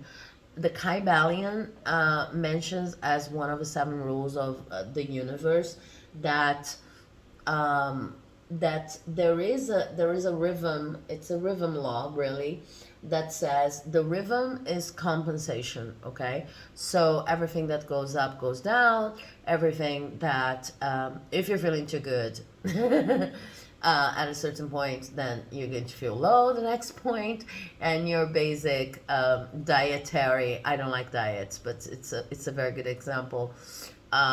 Your basic dietary rule, like if you've overeaten a certain day, then the following day you're going to try to compensate for it. And you can think about it in terms of energetic diet, in the sense that the universe is going to try to compensate the energies that you're trying to forcefully push. If you're idealizing what having power means, and if you're working your magic just because you want to feel empowered, all the time, then you're going to have these huge lapses of feeling like you're Voldemort himself. The one that cannot be named. I'm sorry, this was a terrible example. I'm not saying you're a mean person, but you're going to have these huge lapses of empowerment, and then the following day you can go through huge lapses of depression, okay? Because this is not something that we can manage. This is not something, there's a good word for that. This is not something that's sustainable. This is the word I was looking for. Okay, so be realistic about your dreams as a life and death issue. Be concerned about your idealization of getting and using power. And then I have, you must wait before you can be a part of something overwhelming and use other people's resources. Okay, so with this third sentence here, what I see is people are going to start gravitating towards you, your soul family. If you're into witchcraft, traditional witchcraft, you're going to find your coven, or at least you're going to find witches that resonate with you, that want to work with the same elements or in the same tradition as you. But in order to be a part of something huge, something big, and to feel like you can contribute there, and you can get enough of a discipline and enough of a practice so that you can control your own emotions and your own thoughts and participate in this community, you will need more practice and you will need more discipline than you actually have now. So you must wait before you can be a part of something overwhelming and use other people's resources. It all starts with a routine that has a schedule to it, and that is I feel like whatever you're going to do doesn't matter as much as the intentions that you're going to do it with, okay? What matters is, am I going to do this because I want to feel powerful, because I want the ceremonies to make me feel more powerful than other people, or maybe I have an idealization of how can I outsource and outreach out of my own light and my own circle of light here and my energy, because this is not possible. So it's very important for you to be realistic and to be open to the concept that the only thing that you can actually do with magic is to be more and more, to become more and more aware of how you operate. Okay, so let's see what tarot has to say about that. I have a card representing you, which is the Chariot, and then I have the Four of Pentacles, Death, and the Hangman in reverse. Okay, so this is you, this is past, present, future. I see that right now you're trying to give lots of movement and more movement and speed to your routine and to everything that you can do during the day than necessarily worried on how to discern what's good and I don't like to use these words good and bad, but it's like with this Chariot here, you're more concerned about speed and probably speed towards reaching your goals than you would be concerned with balancing your rational and emotional sides, okay? And the discipline that you need every day, whatever you're going to do, needs to be focused on balancing these acts here the emotional and the rational sides of you, so that you can one day attract energetically the kind of people that are going to do magic with you, simply speaking, simply putting, okay? Whether because they're going to become your group, or because they're going to bring you essential pieces of information in this whole reading of the universe process that right now you're unable to find by yourself, okay? Because I see that in the past, you're very, you had a very conservative energy of your resources. It's like, I have this, I got this. See the attitude of this woman here. I have this, I got this. I'm very worried about overspending my resources, and resources here again, energetic resources too. So I'm going to try to go at it alone, not ask for help, and start implementing my routine and everything that I want to implement in my life by myself. And now you're undergoing a huge shift, a huge transformation in which you start to realize that in order to attain some balance, or even that attaining some balance in those basic attributes of what being a human is in this material world, is like prerequisite of becoming a magician, okay? Of having a more magical life, in the sense of being able to listen to the universe and understanding its rules, etc. I've already talked about the Kybalion. I think reading the Kybalion would be something amazing for you. You can include this in your everyday practical schedule routine. Like, I'm going to read a chapter every day, and then I'm going to read it and reread it and reread it, because this kind of sacred text, this is the way we go about it. But I see you undergoing a huge shift in a huge transformation here, in which you realize, no, first I have to balance myself so that I can deal with the universe and with the function of the universe. That's not going to work manifestation, like a lot of people say. For example, I want to manifest a car, I want to manifest a project. I don't think you're thinking about superficial. I'm not saying that wanting a car or a project is superficial, but what I mean is, I know that if you've chosen this bio, you want to manifest things that are good for you and for other people. I see you like as kind of someone that really is in tune with other people's needs somehow, for everything that you envision. You want to have for yourself and for other people. You're not only thinking about yourself. This is what I mean.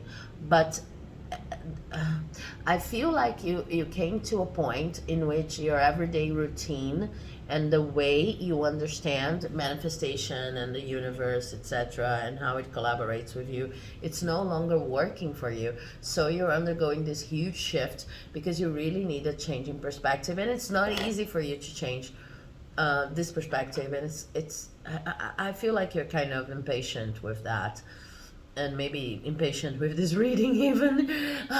But what I have to tell you is, yeah, you really need discipline, in the sense of thinking, okay, I am going to wake up every day, and then I'm going to do A, B, C, D, E, because I know it makes me more in tune, calmer, and more meditative about power, idealizations, more patient. What kind of practice could help you deal with the development of patience, deal with your own emotions, deal with, because this is your responsibility. And I think that you're coming to a point in which your routine needs to help you face your own responsibilities regarding your emotional body, your psychological body. Like we said, like I was saying when I was holding the citrine here, it's all about reaching a level of balance that allows you to go deeper into, more mystical and mysterious matters, okay? It's less about going at it alone or fast, and more about being responsible for your own emotions and thoughts, as a means of preparing for a next stage in your development as a magician, okay? And I also see here I have some more tarot cards. I have the Seven of Raindrops, choices for what you already know, and rebirth for what you don't know. The Five of Raindrops, which is actually the Five of Cups for what helps, the Four of Gems for what hinders, and Justice as a piece of advice, and Compassion for your final, for the conclusion of this reading. So with choices and rebirth here, and this is kind of like the top of the iceberg and the bottom of the iceberg, what you know and what you don't know. With this choices card here, I think you know that there are a lot of different things you can include in this routine. I don't think you're biased towards what's magical and what's not magical. I don't think you would be a person that would say, okay, if it doesn't have a pointy hat and a broom and and runes, and it's not magical. I think you're very open to different perspectives on what magic really is, because you have this view on listening to the universe. But sometimes you know that these choices are a little bit too much. You have too much going on in terms of information and everything that you study, and you simply don't know how to organize, how to be disciplined about it, because you have too much going on. But what you don't know about that, with this Ace of Raindrops, which is the Ace of Cups, is that you need to choose for this routine whatever helps you reframe and rebirth, right? But reframe your ideas on success, your ideas on material gain, your ideas on results. Okay, you need to slow down.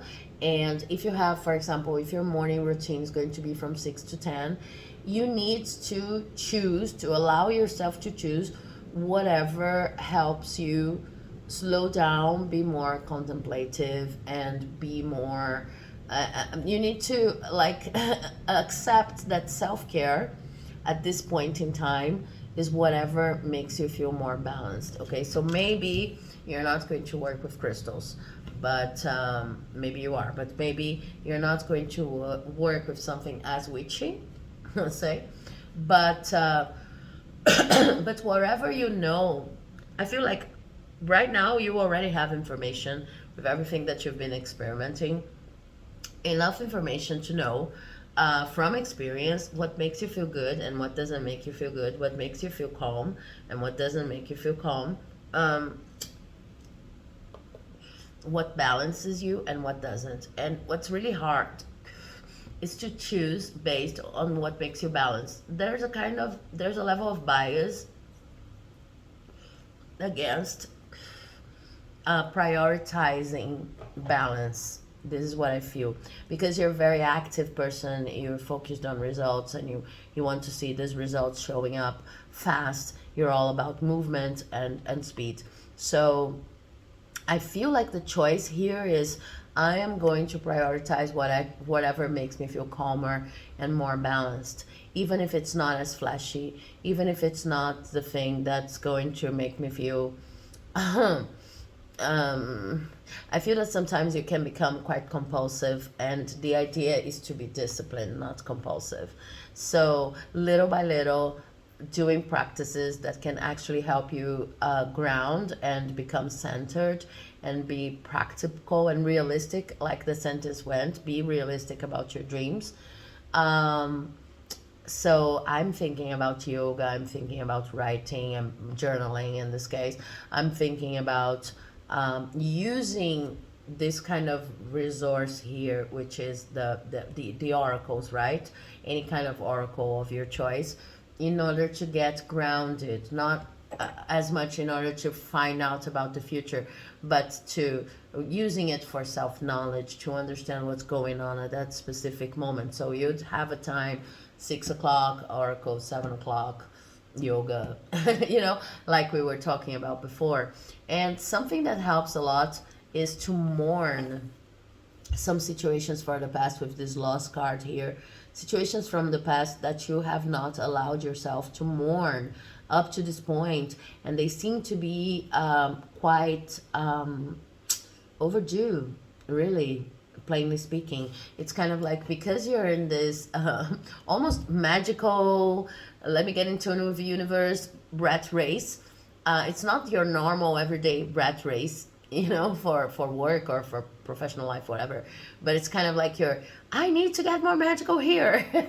I need to get in tune with the universe here. You're not allowing yourself to mourn some of the losses you've been having this last couple of years, and it's very important that you do, because what hinders here is a feeling that you're not safe. Okay, so there's something about the experiences you have that you construed, that you signified as losses, that is preventing you from feeling safe. And it's not it's very difficult for a magician to operate on any kind of magical endeavor if they don't feel safe with what they're operating. So it's like, it's tricky, because the answer to feeling safe lies in confronting sorrow and mourning whatever you've lost, up to the point that there will come a point in which you see that you actually did not lose. And I'm not trying to minimize anything that you've suffered. It's not about that. It's just that any loss that you might have experienced is a part of life. This is something that I can say for sure. And if it is a part of life, it means that you didn't lose. It was not your fault. It was not something that you could have prevented. And dealing with that and reaching this conclusion is a very important part of your growth right now. So your routine needs to be a self-care routine in this sense. It's going to be a magical routine, but it's going to be very practical, in the sense of choosing whatever helps you rebirth and whatever helps you mourn whatever you have lost, in very specific times frames, and follow that, and giving a level of permanence to that, so that you can feel safe again. Okay, because you see, I hadn't seen this card before. The piece of advice we have here is balance. It's all about balance. Okay, it doesn't matter if it feels magical or not. If you're feeling like, okay, so I'm doing yoga practice, but this is not what I conceived as magical, and I don't think like I'm going to achieve these brilliant results if I just simply spend as much time doing yoga. Okay, but what you need now, before you can work with any of the other stuff that you might be facing in your dreams, is balance. Okay, and even in your dreams, I feel like you're getting messages like, balance your act up, balance your act up. You need balance, you need balance. Because in the end, as a conclusion, we have compassion. And compassion here is the card of strength, okay? So in a sense, I feel like you need to be more compassionate about yourself and about your own pursuits. You need to understand that there's preparation of self before you can enter some of the magical stuff you've been considering doing. It's not about all these multiple choices and there's going to be an ideal choice. It's about choosing what's best for you when it comes to balance, because you're compassionate enough to understand that the magician in a magical proposition, in a magical life that wants to be in tune with the universe and listen to the universe, needs to be balanced, needs to be in their best shape and form, and needs to allow the time and the space and the understanding to operate. Basically, that's it. So I want to get a card from the Rebel deck. I don't know if you know this deck. I hope you don't feel offended, but it's really kind of I already have a card here. Okay. It's really kind of let me see if they have more messages. Oh my god, no, too much. They use swear words and they're very direct in this deck. They're kind of a tough love messages. I hope you don't feel offended, but since this is a routine reading, I thought it could help. I have to kind of censor it a bit due to monetization issues. And the first message goes, it's dark and you can't see a nothing thing. Get your head out of your ASS. Pronto, Toronto. So get your head out of the darkness, okay? It's dark and you can't see a nothing thing.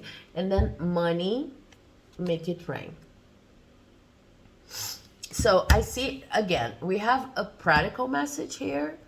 Do whatever it takes for you to feel safe in material terms. I don't see this message regarding routine only as money. I see as, okay, get whatever you need to organize going so that you can implement this routine. Maybe you cannot implement it right now because you have more urgent matters to deal with up to the end of the year if you're watching this reading at the time I'm posting it. Or, okay, give yourself some time to organize whatever you need to organize so that you can start this very disciplined routine. But also understand that there are a lot of things that you cannot see because you're not balanced right now. And so your utmost priority needs to be getting balanced, and your witchy routine is going to be all about reaching this point of balance. So again, journaling, working with oracles more as a means of self-knowledge, self-awareness, self-discovery, and yoga practices, they can help you a lot. They are going to be the base for then being able to deal with maybe what you consider to be witchier routines later on. But this is something that you need to allow yourself to go through, and also the morning period, so that you have more energy to deal with not harder, but with the following steps in the game of having routines that are more and more and more in tune with the universe. Okay, so I hope this reading has helped. If you did like it, please leave a like, a comment, subscribe. Let me know a little bit about your experience if you feel like it, and we'll see each other in the next video, hopefully. Thank you and bye bye. Oh, if you're in the northern hemisphere, have a happy Samhain, Shabbat, and if you're in the southern hemisphere, have a nice Beltane celebration. Thank you so much. Love and light. Bye bye.